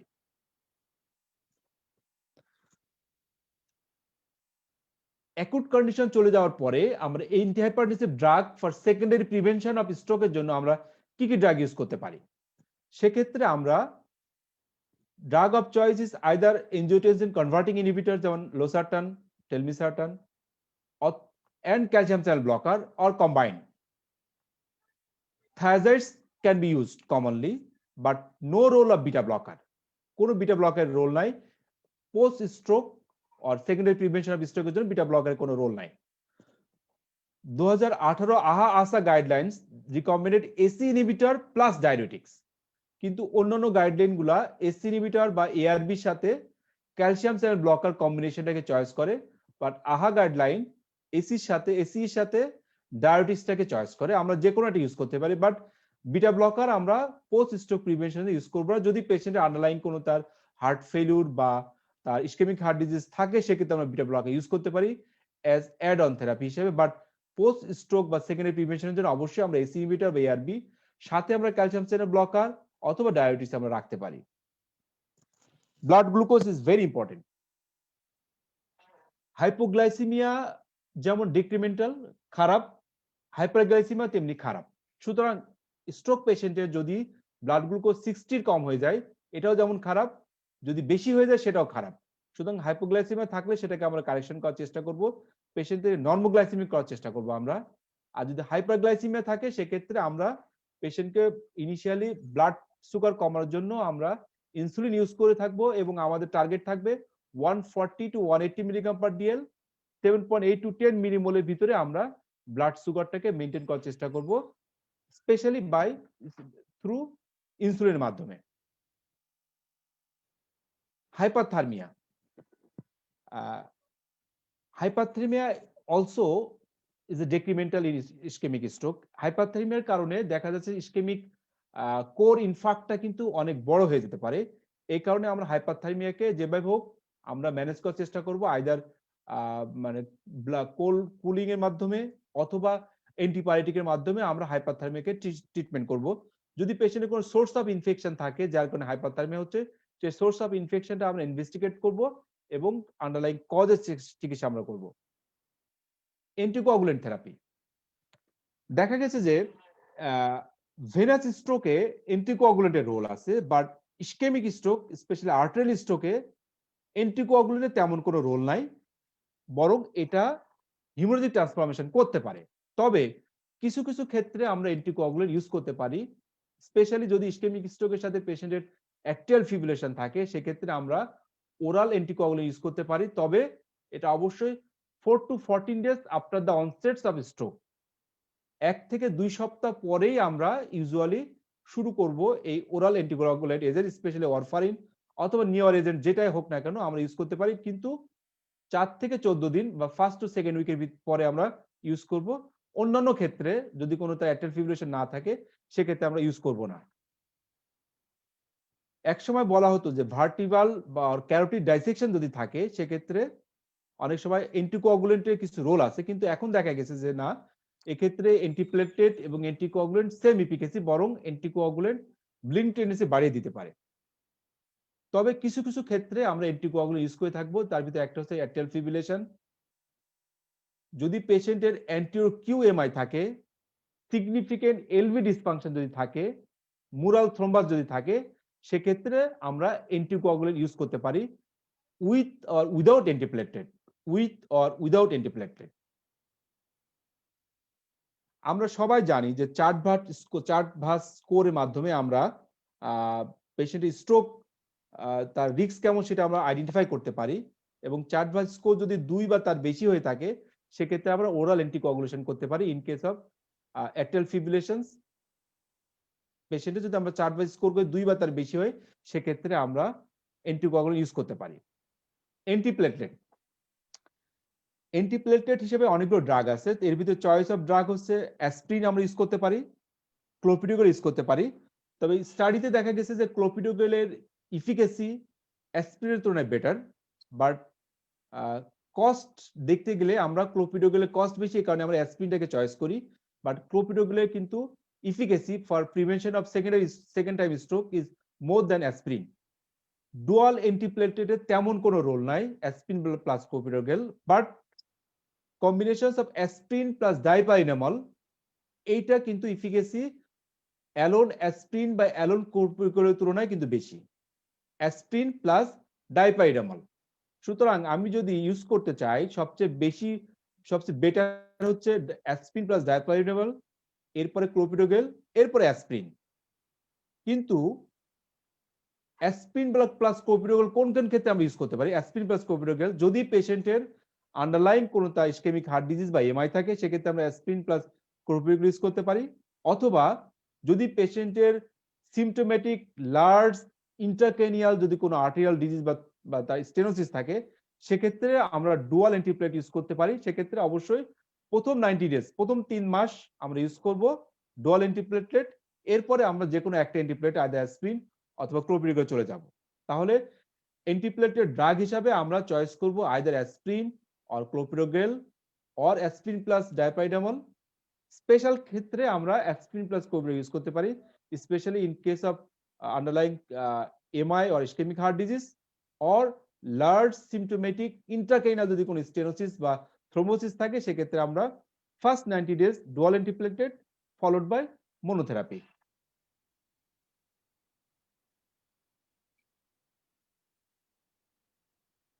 স্ট্যাটিন, এক্ষেত্রে ইনভেরিয়েবলি সব পেশেন্টকে আমরা স্ট্যাটিন দিব। যদি পেশেন্টের বয়স 75 এর কম হয় সেক্ষেত্রে আমরা দেবো হাই ইন্টেন্সিটি স্ট্যাটিন, এবং তার বেশি হলে সেক্ষেত্রে আমরা লো ইন্টেন্সিটি বা মডারেট ইন্টেন্সিটি আমরা স্ট্যাটিন আমরা দিব। যদি পেশেন্টের ক্যারোটিড অ্যাথেরোস্ক্লেরোসিস থাকে, যেটা আমরা either city angiogram or MR angiogram অথবা ডুপ্লেক্স স্টাডি অথবা ডিএস এর মাধ্যমে যদি আমরা ডায়াগনোসিস করতে পারি পেশেন্টের ক্যারোটিড অ্যাথেরোস্ক্লেরোসিস আছে, সেক্ষেত্রে আমরা সার্জিক্যাল থেরাপিতে যেতে পারি। যদি পেশেন্টের সিমটোম্যাটিক সাইটে যদি তার স্টেনোসিস 50 to 70% থাকে সেক্ষেত্রে আমরা তাকে স্টেন্টিং করতে পারি, আর অ্যাসিমটোম্যাটিক সাইটে 70 to 90% থাকলে সেক্ষেত্রে আমরা স্টেন্টিং করতে পারি অথবা ক্যারোটিড এন্ড আর্টেক্টমি করতে পারি। তাহলে একটা পেশেন্টের যখন ইসকেমিক স্ট্রোক ডায়াগনোসিস হলো, তার যদি আমরা ডুপ্লেক্স স্টাডি বা এমআর এনজিওগ্রাম বা সিটি এনজিওগ্রাম করে দেখি পেশেন্টের স্টেনোসিস আছে, স্পেশালি এক্সট্রাক্রেনিয়াল স্টেনোসিস, এবং এই সিমটোম্যাটিক সাইটে স্টেনোসিস যদি পেশেন্টের 50% এর উপরে হয় সেক্ষেত্রে আমরা তাকে স্টেন্ট করতে পারি অথবা ক্যারোটিড এন্ড আর্টেক্টমি করতে পারি। আর অ্যাসিমটোমেটিক সাইট যদি দেখা যায় তার পেশেন্ট স্ট্রোক নাই, বাট আমি একটা ইনভেস্টিগেশন করে দেখলাম তার অ্যাসিমটোমেটিক সাইটে একটা স্টেনোসিস আছে যেটা 70% বেশি, সেক্ষেত্রে তাকে আমি স্টেন পড়াতে পারি অথবা ক্যারোটিড এন্ডাক্টমি করতে পারি। দুইটা যে কোনো আমরা করতে পারি। এক্ষেত্রে দুইটারই কিছু মানে ভালো দিক এবং খারাপ দিক আছে, তবে সব মিলে দেখা গেছে যে যতগুলো স্টাডি আছে তার ভিতরে দেখা গেছে যে স্টেন্টিং এর ইফিকেসি অথবা তার কমপ্লিকেশন রেট ক্যারোটিড এন্ডাক্টমির তুলনায় কম। সুতরাং স্টেন্টিং এর ইফিকেসিটা বেটার দেন ক্যারোটিড এন্ডাক্টমি। এক্ষেত্রে আমরা চেষ্টা করব পেশেন্টের 48 ঘন্টা থেকে 7 দিনের ভিতরে স্টেন্টিং করার জন্য, এবং আমরা দেরি করার চেষ্টা করবো, যত আর্লি করতে পারবো পেশেন্টের সেকেন্ডারি স্ট্রোক প্রিভেনশনটা তত হবে, দ্রুত হবে। And now prevention and treatment of the complications. পেশেন্টের কিছু কিছু অ্যাকুট নিউরোলজিক্যাল কমপ্লিকেশন হতে পারে এবং সাথে কিছু মেডিকেল কমপ্লিকেশন হতে পারে। আমরা স্পেসিফিক ম্যানেজমেন্ট, জেনারেল ম্যানেজমেন্টের সাথে সাথে এই সমস্ত কমপ্লিকেশনের ট্রিটমেন্টও করব, তাহলে পেশেন্টের ইমপ্রুভমেন্ট রেট বা পেশেন্টের সার্ভাইভাবিলিটি বা ডিসেবিলিটি রেট কিন্তু অনেক কমে যাবে, সার্ভাইভাবিলিটি কিন্তু অনেক বাড়বে।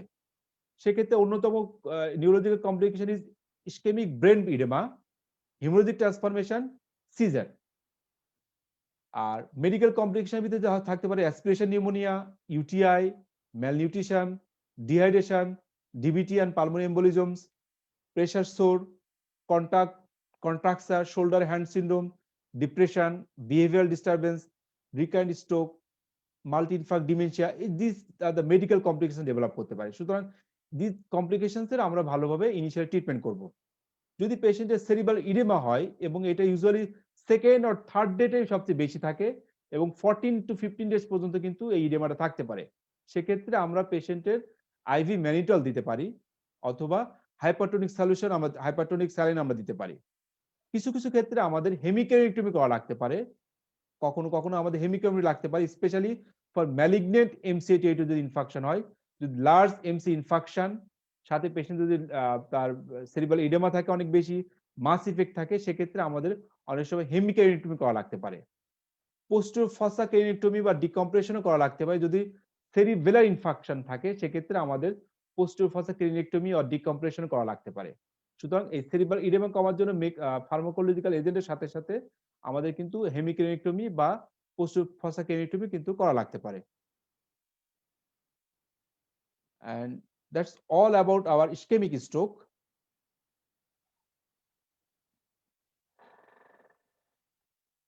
এখন কারো কোনো কোশ্চেন আছে কিনা? Any question? স্যার আসসালামু আলাইকুম। ওয়ালাইকুম আসসালাম। Sir in case of ischemic stroke, sir আমরা যতটুকু জানলাম এখানে স্যার মেইনলি যে স্যার থ্রম্বোলাইসিস আর থ্রম্বেক্টমি উইদিন 3 to 4 আওয়ার্স, তো বাংলাদেশের পার্সপেক্টিভে স্যার এটা স্ট্যাটিস্টিক্সে কেমন, যে নিনসে কতটুকু পাওয়া যাচ্ছে? যেমন সেই লেভেলে তো প্রায় পেশেন্ট গুলো আসে অনেকক্ষণ পরে, তো এক্ষেত্রে তো প্রাইমারি ট্রিটমেন্ট কি আমরা স্যার বোলাস ডোজ অ্যাসপিরিন দিয়ে শুরু করব যদি পেশেন্ট এই ধরনের পেয়ে থাকি? 300 mg অ্যাসপিরিন যেভাবে মানে আমরা টেক্সট বুকে পাই আর কি। আচ্ছা, এখানে আসলে দেখা যায় সারা মানে ওয়ার্ল্ড ওয়াইড কিন্তু মানে এই সমস্ত পেশেন্ট হসপিটালে আসতে পারে খুব কম, 5 to 6% সারা ওয়ার্ল্ড ওয়াইড, এবং আমাদের দেশে মানে টোটাল স্ট্রোকের 5 to 6% মানে যেটা আমরা এলিজিবল ফর থ্রম্বোলাইসিস, আমাদের দেশের পার্সপেক্টিভে এটা আরো অনেক কম, এটা আসলে আরো অনেক কম। এক্ষেত্রে আমরা অ্যাসপিরিন, আমরা যদি পেশেন্টের যদি থ্রম্বোলাইসিস আমরা করতে পারি বা সুযোগ থাকে, সেক্ষেত্রে আমরা অবশ্যই তাকে অ্যাসপিরিন বা কোনো অ্যান্টিকোয়াগুলেন্ট আমরা দিব না। আর যদি পেশেন্টকে আমরা এরকম স্কোপ না পাই, সেক্ষেত্রে আমরা 300 মিলিগ্রামে অ্যাসপিরিন কিন্তু দিতে পারি, 325 মিলিগ্রাম পর্যন্ত অ্যাসপিরিন আমরা দিতে পারি যদি আমার থ্রম্বোলাইসিসের স্কোপ না থাকে। Thank you sir. স্যার আরেকটা ছোট্ট কোশ্চেন, সেটা হলো স্যার যেহেতু স্যার নিনসে এই ফ্যাসিলিটিটা শুরু হয়েছে, সেহেতু স্ট্যাটিস্টিক্সটা কেমন, মানে আমরা কেমন পাচ্ছি এই 3 থেকে 3.5 ঘন্টার মধ্যে কতগুলো পেশেন্ট পাচ্ছে বা কত কেমন প্রসিডিউর হচ্ছে? আসলে দেখা যায় যে মানে এই থ্রম্বোলাইসিস বা আইভিআরটিপি এর কিছু ড্রব্যাক আছে, সেটা হলো যে এখনো আমাদের দেশে পাবলিক বা ইভেন ডক্টরস এর ভিতরেও মানে এই অ্যাওয়ারনেসটা গ্রো করে নাই।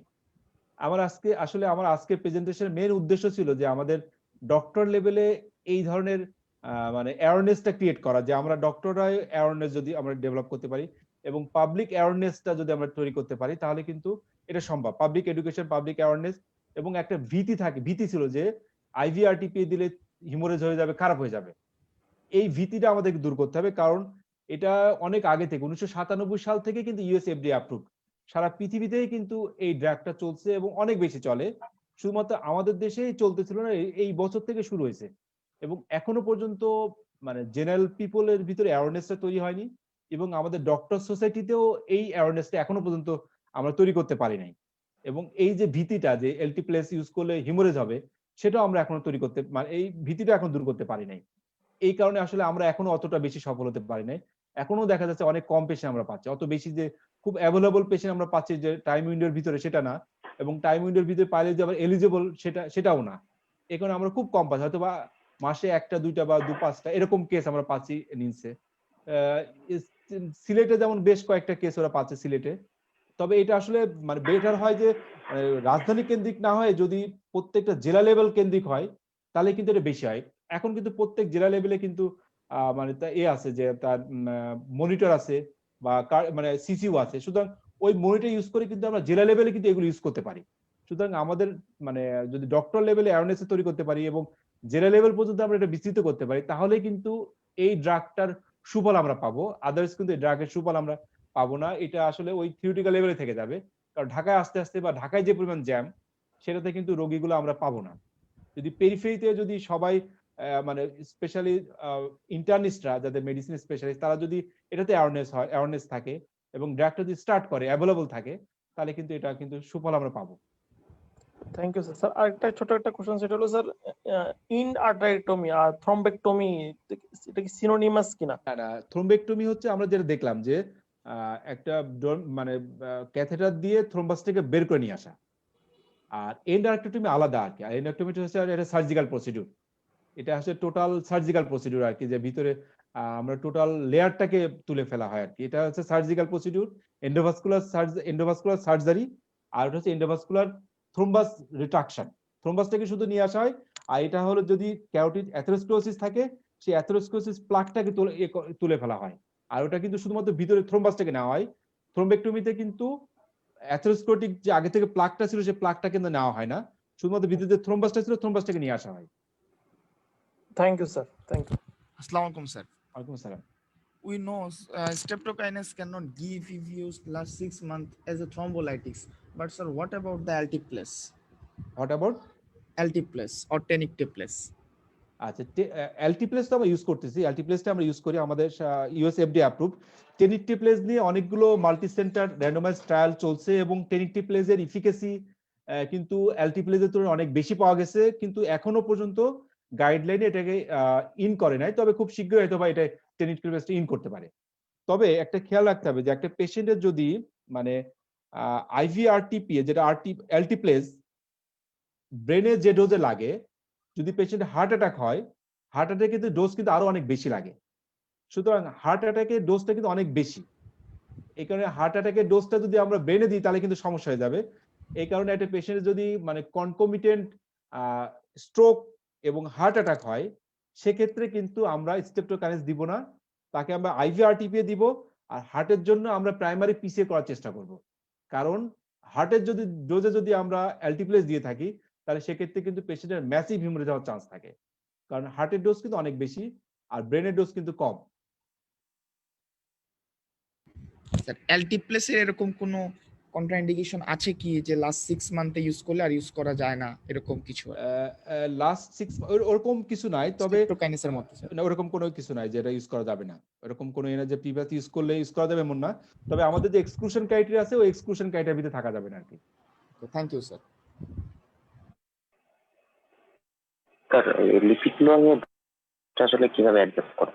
হ্যাঁ, স্যার সালাম মডারেট বা স্যার, আমরা যখন অ্যালটিপ্লেস দিচ্ছি, অ্যালটিপ্লেস দেওয়ার আর কি মানে কখন আমরা বুঝবো যে অ্যালটিপ্লেস কাজ করে না, এরপরে আমরা আবার থ্রম্বেক্টমি করব? গুড। একটা পেশেন্ট দেখলাম আমি অ্যালটিপ্লেস দেওয়ার পরেও পেশেন্টের দেখা যাচ্ছে ইমপ্রুভমেন্ট এমন হয়নি, তার উইকনেস ভালো হয়নি, অথবা আমি পেশেন্ট দেখলাম পেশেন্টের মানে অ্যাসপেক্ট স্কোর, যেটা আমরা দেখছিলাম অ্যাসপেক্ট স্কোরটা বেশি, 6 এর বেশি, অ্যাসপেক্ট স্কোর আমরা এটা দেখেছিলাম, অ্যাসপেক্ট স্কোর যদি 6 এর বেশি হয়, অথবা পেশেন্টের যদি দেখা যাচ্ছে এলটি প্লেস দেওয়ার পরেও পেশেন্ট সিগনিফিকেন্ট ইমপ্রুভমেন্ট হয়নি, অথবা পেশেন্টের যদি আমি ডেন্স এমসি এরকম বড় একটা ভেসেল ব্লক হয়ে আছে দেখতে পাচ্ছি আমি, অথবা সিটি এনজিওগ্রাম বা এমআর এনজিওগ্রামে আমি দেখতে পাচ্ছি একটা লার্জ ভেসেল অক্লুশন আছে, সেক্ষেত্রে আমি পেশেন্টকে অ্যালটিপ্লেজের সাথে সাথে মেকানিক্যাল থ্রোম্বেক্টমির জন্য প্রিপেয়ার করব। আচ্ছা, মেকানিক্যাল থ্রম্বেক্টমি কি কোনো টাইম লিমিট আছে? অ্যালটিপ্লেজ যেমন আমরা যেমন বললাম তো মেকানিক্যাল থ্রোম্বেক্টমি আমরা চেষ্টা করব 6 ঘন্টার ভিতরে দেওয়ার জন্য, 6 ঘন্টার ভিতরে। তবে মেকানিক্যাল থ্রোম্বেক্টমি আমি 24 ঘন্টার ভিতরে পর্যন্ত দিতে পারি যদি পেশেন্টের আমি দেখলাম যে অন্যান্য ইমেজিং করে, যে সিটি পারফিউশন ইমেজিং করে দেখলাম যে পেশেন্টের মানে অনেক বড় পেনাম্ব্রা আছে, বাট ইসকেমিক কোট ইনফ্যাক্টিভ কোটটা ছোট, বাট ইসকেমিক পেনাম্ব্রাটা অনেক বড়, এখনো পর্যন্ত অনেক বড়, এবং এই টিস্যুগুলো স্যালভেজেবল এবং তার লার্জ একটা ভেসেল অক্লুশন আছে, সেক্ষেত্রে আমি 24 ঘন্টার ভিতরে আসলেও পেশেন্টকে আমি মেকানিক্যাল থ্রোম্বেক্টমি করতে পারি। Sir thank you sir. Sir আরেকটা ছোট কোশ্চেন হচ্ছে যে ওই যে আমরা যে অ্যালটিপ্লেজ দিচ্ছি, মানে অ্যালটিপ্লেজের সাইড এফেক্টটা ব্লিডিং ছাড়া আর কি কি সাইড এফেক্ট হতে পারে? আমরা তো দেখালাম যে সিমটোমেটিক আর অ্যাসিমটোমেটিক আইসিএস হতে পারে, এনজিওডেমা হতে পারে, কিছু অ্যালার্জিক রিঅ্যাকশন হতে পারে আর কি, এটা মেইনলি হয়। এর বাইরে আসলে খুব কম সাইড ইফেক্ট, আর কিছু কমন যে সমস্ত সাইড ইফেক্ট আছে ওগুলো হয়, ওগুলো খুব বেশি মানে ডেটফুল কোন side effect. Main common side effect মানে ডেটফুল side effect ICS. Thank you sir. আচ্ছা, যদি কারো কোনো কোশ্চেন না থাকে তাহলে আমরা কয়েকটা প্রবলেম নিয়ে, যদি কারো সবাই ইন্টারেস্টেড থাকে, আমরা কয়েকটা প্রবলেম নিয়ে আলোচনা করতে পারি। স্যার একটু ইনসুলার রিবন সেন্টার স্লাইডটা যদি একটু স্যার দেখাতেন একটু ক্লিয়ার, ইনসুলার রিবন সেন্টার। আচ্ছা, ইনসুলার রিবন সাইনটা হচ্ছে মানে এটা হলো একেবারে মানে টার্মিনাল পোর্শনে, একেবারে ইনসুলাতে যদি হাইপোডেন্সিটি থাকে, এটা তো দেখা যাচ্ছিল।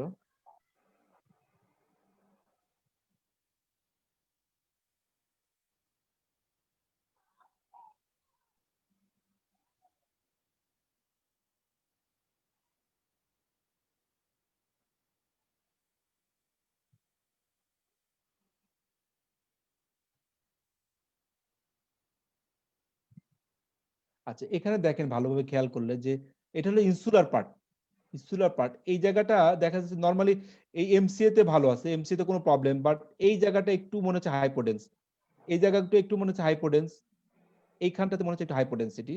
দিস ইনসুলা, ইনসুলাতে যদি এরকম হাইপোডেন্স থাকে সেক্ষেত্রে আমরা বলতে পারি এটা হচ্ছে ইনসুলার রিবন সাইন, কারণ এটা হচ্ছে মোস্ট বর্ডার পার্ট, এবং যদি মানে হাইপোপারফিউশন হয় তাহলে বর্ডার পার্টে কিন্তু সবার আগে ইনভলভমেন্ট হয়, এই কারণে এই জায়গাগুলোতে হাইপোডেন্সিটি দেখা দিচ্ছে, বাট অন্যান্য এরিয়াতে তখনও কিন্তু হাইপোডেন্সিটি দেখা দিচ্ছে না। This is called insular ribbon sign. Thank you sir, thank you. এমনি স্যার, যদি বলেন স্যার ওই যে একটা পেশেন্ট যদি আগে থেকে অ্যান্টি হাইপারটেনসিভ খেয়ে থাকে, তাহলে স্যার স্ট্রোকের পরে আর কি অ্যান্টি হাইপারটেনসিভের আর কি ম্যানেজমেন্টটা কি রকম হবে? এটা কি বন্ধ রাখতে হবে যদি প্রেসার 220 বা 120 এর কম থাকে? সেটা আমরা বললাম যে 24 ঘন্টা পার হওয়ার পর থেকে তার ইউজুয়াল ডোজে আমরা পেশেন্টকে আগে যে ডোজে পাচ্ছিল ওই ডোজটা আমরা মেনটেন করব 24 ঘন্টা পর থেকে। তার প্রেসার মানে নরমালের চেয়ে বেশি থাকলে আর কি, মানে 140 বা 90 নিচে থাকলে কিন্তু আমি অবশ্যই হোল্ড রাখবো, তার উপরে থাকলে আমরা 24 ঘন্টা পর থেকে পেশেন্টকে স্টার্ট করতে পারি। Thank you sir. রেইসের ক্ষেত্রে কি আমরা এখানে হ্যাঁ, ম্যানিটল ইউজ করব কোনো?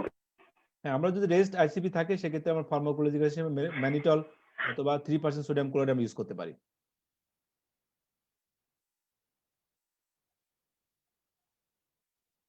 আমরা একটু গতানুগতিক প্রেজেন্টেশন না করে আমরা একটু ডিফারেন্ট ওয়েতে আজকে এ করছি আর কি, যে ম্যানেজমেন্টটাকে আমরা বেশি হাইলাইট করার চেষ্টা করছি আর কি। এখন যদি সময় থাকে বা কেউ যদি ইন্টারেস্ট থাকে আমরা কয়েকটা প্রবলেম সলভ করতে পারি, যে আমরা না নেক্সট ক্লাসে করব। স্যার আজকে করেন স্যার, আজকে করলে স্যার করেন স্যার। ওকে, তাহলে আমরা কয়েকটা প্রবলেম দেখি আপনারা কেমন শিখলেন। A patient with acute onsets of global aphasia, left gaze deviation, dense right hemiparesis witnessed by co-worker 90 minutes prior to the arrival to the emergency department। তাহলে দেখলাম আমরা একটা পেশেন্টের মানে এইগুলো দিয়ে কিন্তু আমরা তাকে NIHSS স্কোরিং যেটা আমরা দেখাইছিলাম, জাস্ট আপনি টিক দিবেন, খুব সহজ, এটা আপনাদেরকে মুখস্থ করতে হবে না, যে NIHSS স্কোরটা সামনে থাকবে আপনি টিক দিবেন। যে পেশেন্টের এনএসি স্কোরটা একটু বেশি হবে মনে হচ্ছে, এবং পেশেন্টের 90 মিনিটের ভিতরে আসছে, এবং তাই এনএসি স্কোর 20-এর বেশি হয়ে গেছে। যদি এগুলো দেখতে আমি কাউন্ট করি, non contrast CT head showed no haemorrhage, কোনো হিমোরেজ নাই, but a bright appearance of the left MCA এমন CT head CT angiogram and occlusions of the left M1 segment. দেখেন এই পেশেন্টে আসলো 90 মিনিটের ভিতরে আসলো, আপনি দেখবেন সিটি স্ক্যান টোটালি নর্মাল, কোথাও কোনো লেশন নাই, তারপরে হিমোরেজ নাই, হিমোরেজ নাই, কিন্তু আমি এখানে দেখতে পাচ্ছি একটা dense MCA sign, dense MCA sign দেখতে পাচ্ছি, ডেন্স এমসিএ সাইন। এবং এই পেশেন্টের সিটি এনজিওগ্রাম করে দেখলাম যে তার এমসিএ এর এই এমন ব্রাঞ্চটাতে দেখেন এখানে ফিলিং ডিফেক্ট আছে, অক্লুশন আছে। এই পেশেন্ট যে আপনার কাছে আসলো 90 মিনিটের ভিতরে আসলো, এখন আপনি এই পেশেন্টের ম্যানেজমেন্টে কি করবেন, স্পেসিফিক ম্যানেজমেন্টে কি করবেন? Anyone answer? Can anyone answer? তো থ্রম্বোলাইসিস, আইভি থ্রম্বোলাইসিস। অবশ্যই পেশেন্টকে আমরা আইভি থ্রম্বোলাইসিস করব। শুধু আইভি থ্রম্বোলাইসিস করলে কি পেশেন্টের হবে? এই পেশেন্টের আইভি থ্রম্বোলাইসিসের সাথে সাথে আমরা বলছিলাম যে যদি পেশেন্টের অ্যাসপেক্ট স্কোর বেশি থাকে অথবা লার্জ ভেসেল যদি অক্লুডেড থাকে, সেক্ষেত্রে অবশ্যই মেকানিক্যাল থ্রম্বোক্টমি লাগবে। তাহলে এই পেশেন্ট আইভি থ্রম্বোলাইসিসের সাথে সাথে মেকানিক্যাল থ্রম্বোক্টমি লাগবে এবং সাথে সাপোর্টিভ কেয়ার গুলো পেশেন্টের লাগবে। Clear? Clear sir, clear. G sir, please. আচ্ছা, আরেকটা টার্ম আমরা ইউজ করি, ওয়েক আপ স্ট্রোক। যে একটা পেশেন্ট মানে রাত্রে ঘুমাতে গেছিল, ঘুম থেকে উঠে দেখে স্ট্রোক, আপনি জানেনই না যে কখন সে স্ট্রোকটা করছে ঘুমের ভিতরে। আসলে যে যখন ঘুমাতে গেছে তখন থেকে স্ট্রোক করছে, না ঘুমের মাঝখানে কোনো এক সময় স্ট্রোক করছে, না ভোরবেলা স্ট্রোক করছে। এটা একটা খুব কনফিউজিং, যে এক্ষেত্রে আপনি আইভিআরটিপি দিবেন কি দিবেন না, এটা আসলে দেওয়াটা একটা খুব মানে কঠিন হয়ে যাবে আপনার জন্য। কারণ আইভিআরটিপি যদি টাইম উইনের ভিতরে না দেন তাহলে কিন্তু পেশেন্টের হিমোরেজ হবে। A patient was found in the morning by a family member to have decreased level of consciousness, right gaze deviation, left hemiplegia. Patient was last known to be well before going to bed the night before. Non-conscious CT showed a large area of hypodensity within the right hemisphere. Right IC occlusion was diagnosed on MRA. এই পেশেন্টে দেখেন একটা বড় large hypodensity develop করছে, বড় large হাইপোডেন্সিটি, তাই না? যখনই এরকম বড় হাইপোডেন্সিটি ইনভলভ হয়ে যায় তখন আমরা মনে করি এটা আসলে অ্যাকচুয়ালি ইনফাক্টেড টিস্যু। এবং এখানে দেখেন এই এমসিএটা অক্লুডেড হয়ে আছে, এমসিএটা অক্লুডেড, এই দেখেন এমসিএটা দেখা যাচ্ছে না, টোটালি এমসিএটা টোটালটাই দেখা যাচ্ছে না, তো অক্লুশন হয়ে আছে টোটালি। তাহলে এই পেশেন্টের এখন আপনি কি করবেন? পেশেন্ট কিন্তু আপনি জানেন না যে পেশেন্ট কখন মানে তার লাস্ট ভালো ছিল সে পেশেন্ট। এই পেশেন্টকে আইভিআরটিপি করবেন? না স্যার, আইভিআরটিপি দিব না, কারণ পেশেন্ট কখন টাইম উইন্ডোর ভিতরে সে আসে নাই জানি না আমি। আবার city স্ক্যানে patient large hypodensity develop করে, সুতরাং আমরা এটা পেশেন্টের আমি আইভিআরটিপি দিব না। কারণ যদি আমরা বলতে একটা ক্রাইটেরিয়াতে যদি 1/3 অফ দ্য সেরিব্রাল হেমিস্ফিয়ার বেশি ইনভলভমেন্ট হয়ে যায় তখন কিন্তু আমি তাকে আইভিআরটিপি দিব না।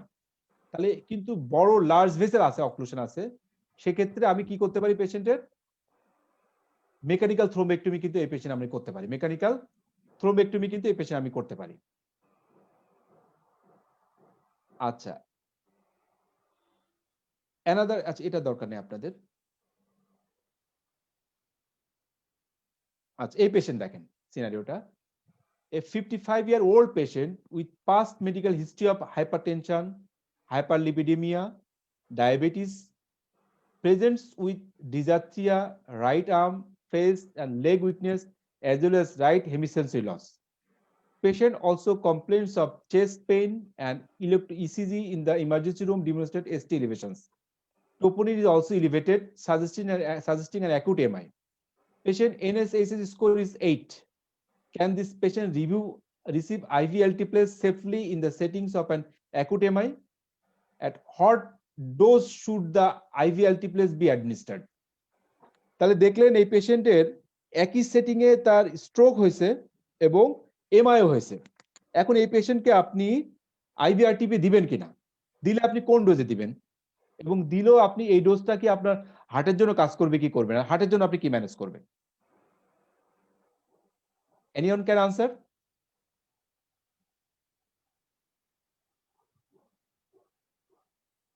এনিওন?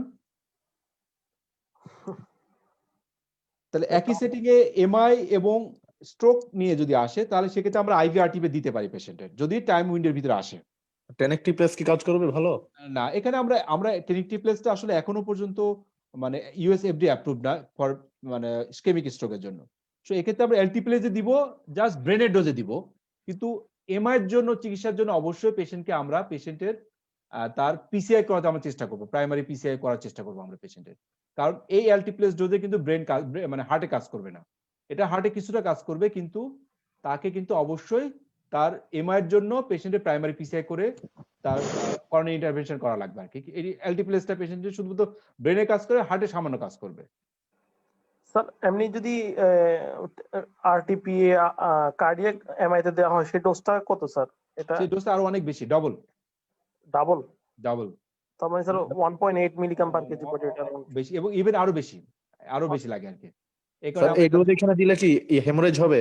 মানে ব্রেনে এই সাথে সাথে ব্রেনে হিমোরেজ যাবে, সাথে সাথে হিমোরেজ যাবে। আচ্ছা আচ্ছা, থ্যাংক ইউ। আচ্ছা এটা দরকার নেই। এটা দেখেন, একটা 82 years old patients, 82 years, right hemiplegia, hemianesthesia, which started 2 hours ago. Non-conscious CT is unrevealing, মানে normal, hemorrhage নাই. Admission blood pressure 170/70. NIH score is 12 upon arrival to the emergency department. After CT head is completed, patient has improved. CT head করার পর দেখা গেল পেশেন্টের মানে আগের চেয়ে ইমপ্রুভমেন্ট হয়ে গেছে। NIH score 7. Should IV altiplase still be administered? তাহলে আপনি দেখলেন যে কিছু মাইল্ড ইমপ্রুভমেন্ট হয়েছে পেশেন্টের। এনএসি স্কোর 12 থেকে 7 চলে আসছে, ভালো ইমপ্রুভমেন্ট হয়েছে। এখন এই পেশেন্টকে আপনি টাইম উইন্ডোর ভিতরে আসছে, আপনি তাকে আইভিআরটিপি দিবেন কিনা? স্যার দিব না, এটা স্যার বয়সটা স্যার 80 এর বেশি, তারপরে স্যার আচ্ছা। ইমপ্রুভমেন্ট হচ্ছে। একটা ঠিক আছে, বয়স 80 যদিও 80 বেশিও যদি হয় সেক্ষেত্রে আমরা দিতে পারি রিস্ক বেনিফিট দেখে। পেশেন্ট যদি দেখা যায় ফিজিক্যালি স্টেবল থাকে, ফিজিক্যালি ফিট থাকে, সেক্ষেত্রে কিন্তু আমরা বয়সটাকে অনেক সময় মানে করতে পারি, আমরা দিতে পারি। সেক্ষেত্রে বয়সটা আমি যখন এই করলাম যে না সে ফিজিক্যালি ফিট, সঙ্গে আমরা দিতে পারবো। এখন এরকম হঠাৎ করে ইমপ্রুভ হয়েছে আবার ভালো হয়েছে, এক্ষেত্রে আমরা দিব কিনা?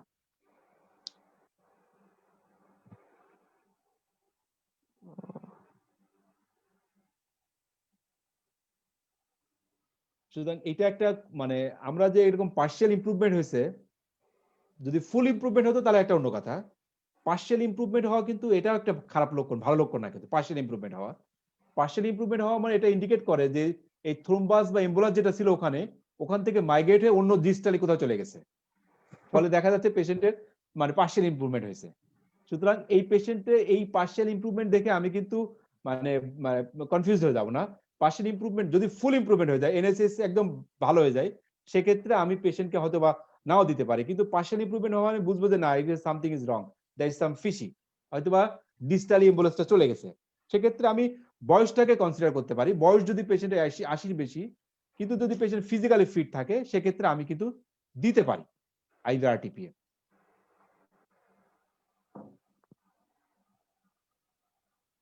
আচ্ছা, আর আমরা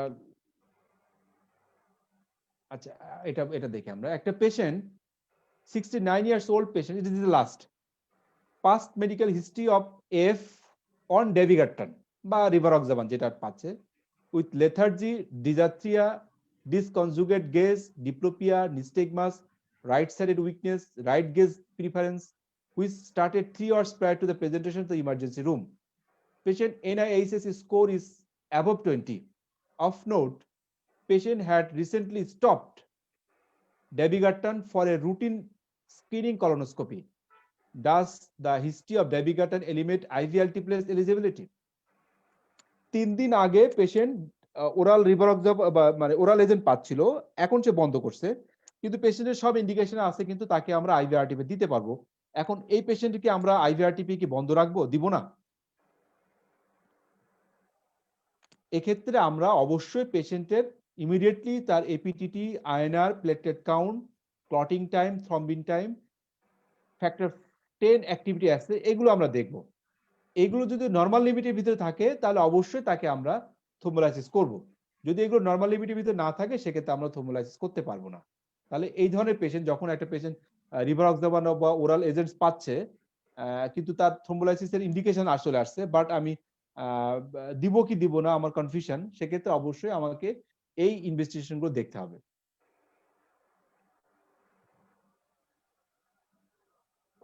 আচ্ছা, আমার মনে হয় এখন অনেক হয়ে যায়, আমার মনে হয় এই পর্যন্ত- ওটা ওই লাস্ট কেসটা স্যার একটু যদি স্যার কোয়াগুলেশন প্রোফাইলটা নরমাল থাকে আমরা স্যার আলটিপ্লেস দিব, এই তো দিব, মেসেজটা? হ্যাঁ দিব। আর যদি না থাকে, অ্যাবনর্মাল থাকে, তাহলে আমরা দিব না।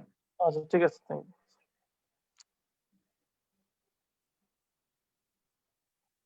That's all. Thank you very much. Thank you sir, nice presentation. Thank you sir, অনেক ধন্যবাদ। Thank you sir. Okay, thank you very much. Assalamualaikum. Next class will be on hemorrhagic stroke, and last class will be on subarachnoid hemorrhage and venous sinus thrombosis. আমরা প্রত্যেকটা ক্লাসের শেষে কিছু আমরা problem দিব। আজকে অনেকগুলো প্রবলেম ছিল, প্রায় 10টা প্রবলেম ছিল, অনেক রাত হয়ে গেছে, আমি যেন করলাম না। প্রবলেমগুলো সলভ করলে কিন্তু মানে আপনার বাড়বে, আপনার এফিসিয়েন্সি বাড়বে আর কি। স্যার একটা রিকোয়েস্ট থাকবে যে স্যার, যেহেতু স্যার এই স্ট্রোক আলোচনা হচ্ছে, যে একটু স্যার এমআরআই স্লাইড গুলো নাম্বারটা যদি স্যার বাড়ানো যায় তাহলে স্যার একটু কম্বিনেশনটা ভালো হয় আর কি। আচ্ছা ঠিক আছে, তাহলে আমি চেষ্টা করব। রিকোয়েস্ট থাকলো আর কি স্যার। ওকে, ক্লাস কবে হবে? Thank you. নেক্সট ক্লাস আমরা নেক্সট সপ্তাহে ইনশাআল্লাহ। সামনের সপ্তাহে। জি জি। আসসালামু আলাইকুম স্যার, শেয়ার অপশন পাওয়া যাবে? কোনটা স্যার এই লেকচারের শেয়ার অপশনটা? এটা মনে হয় জেনেসিস অনলাইন ওরা করতে পারবে আর কি, ওরা দিতে পারবে, বা এটা দরকার হয় পরবর্তীতে দেওয়া যাবে, এটা অসুবিধা নেই। এটা রেকর্ডেড থাকবে লাইভ রেকর্ড থাকবে। Okay, thank you sir. Thank you. আসসালামু আলাইকুম। ওয়ালাইকুম আসসালাম। আসসালামু আলাইকুম।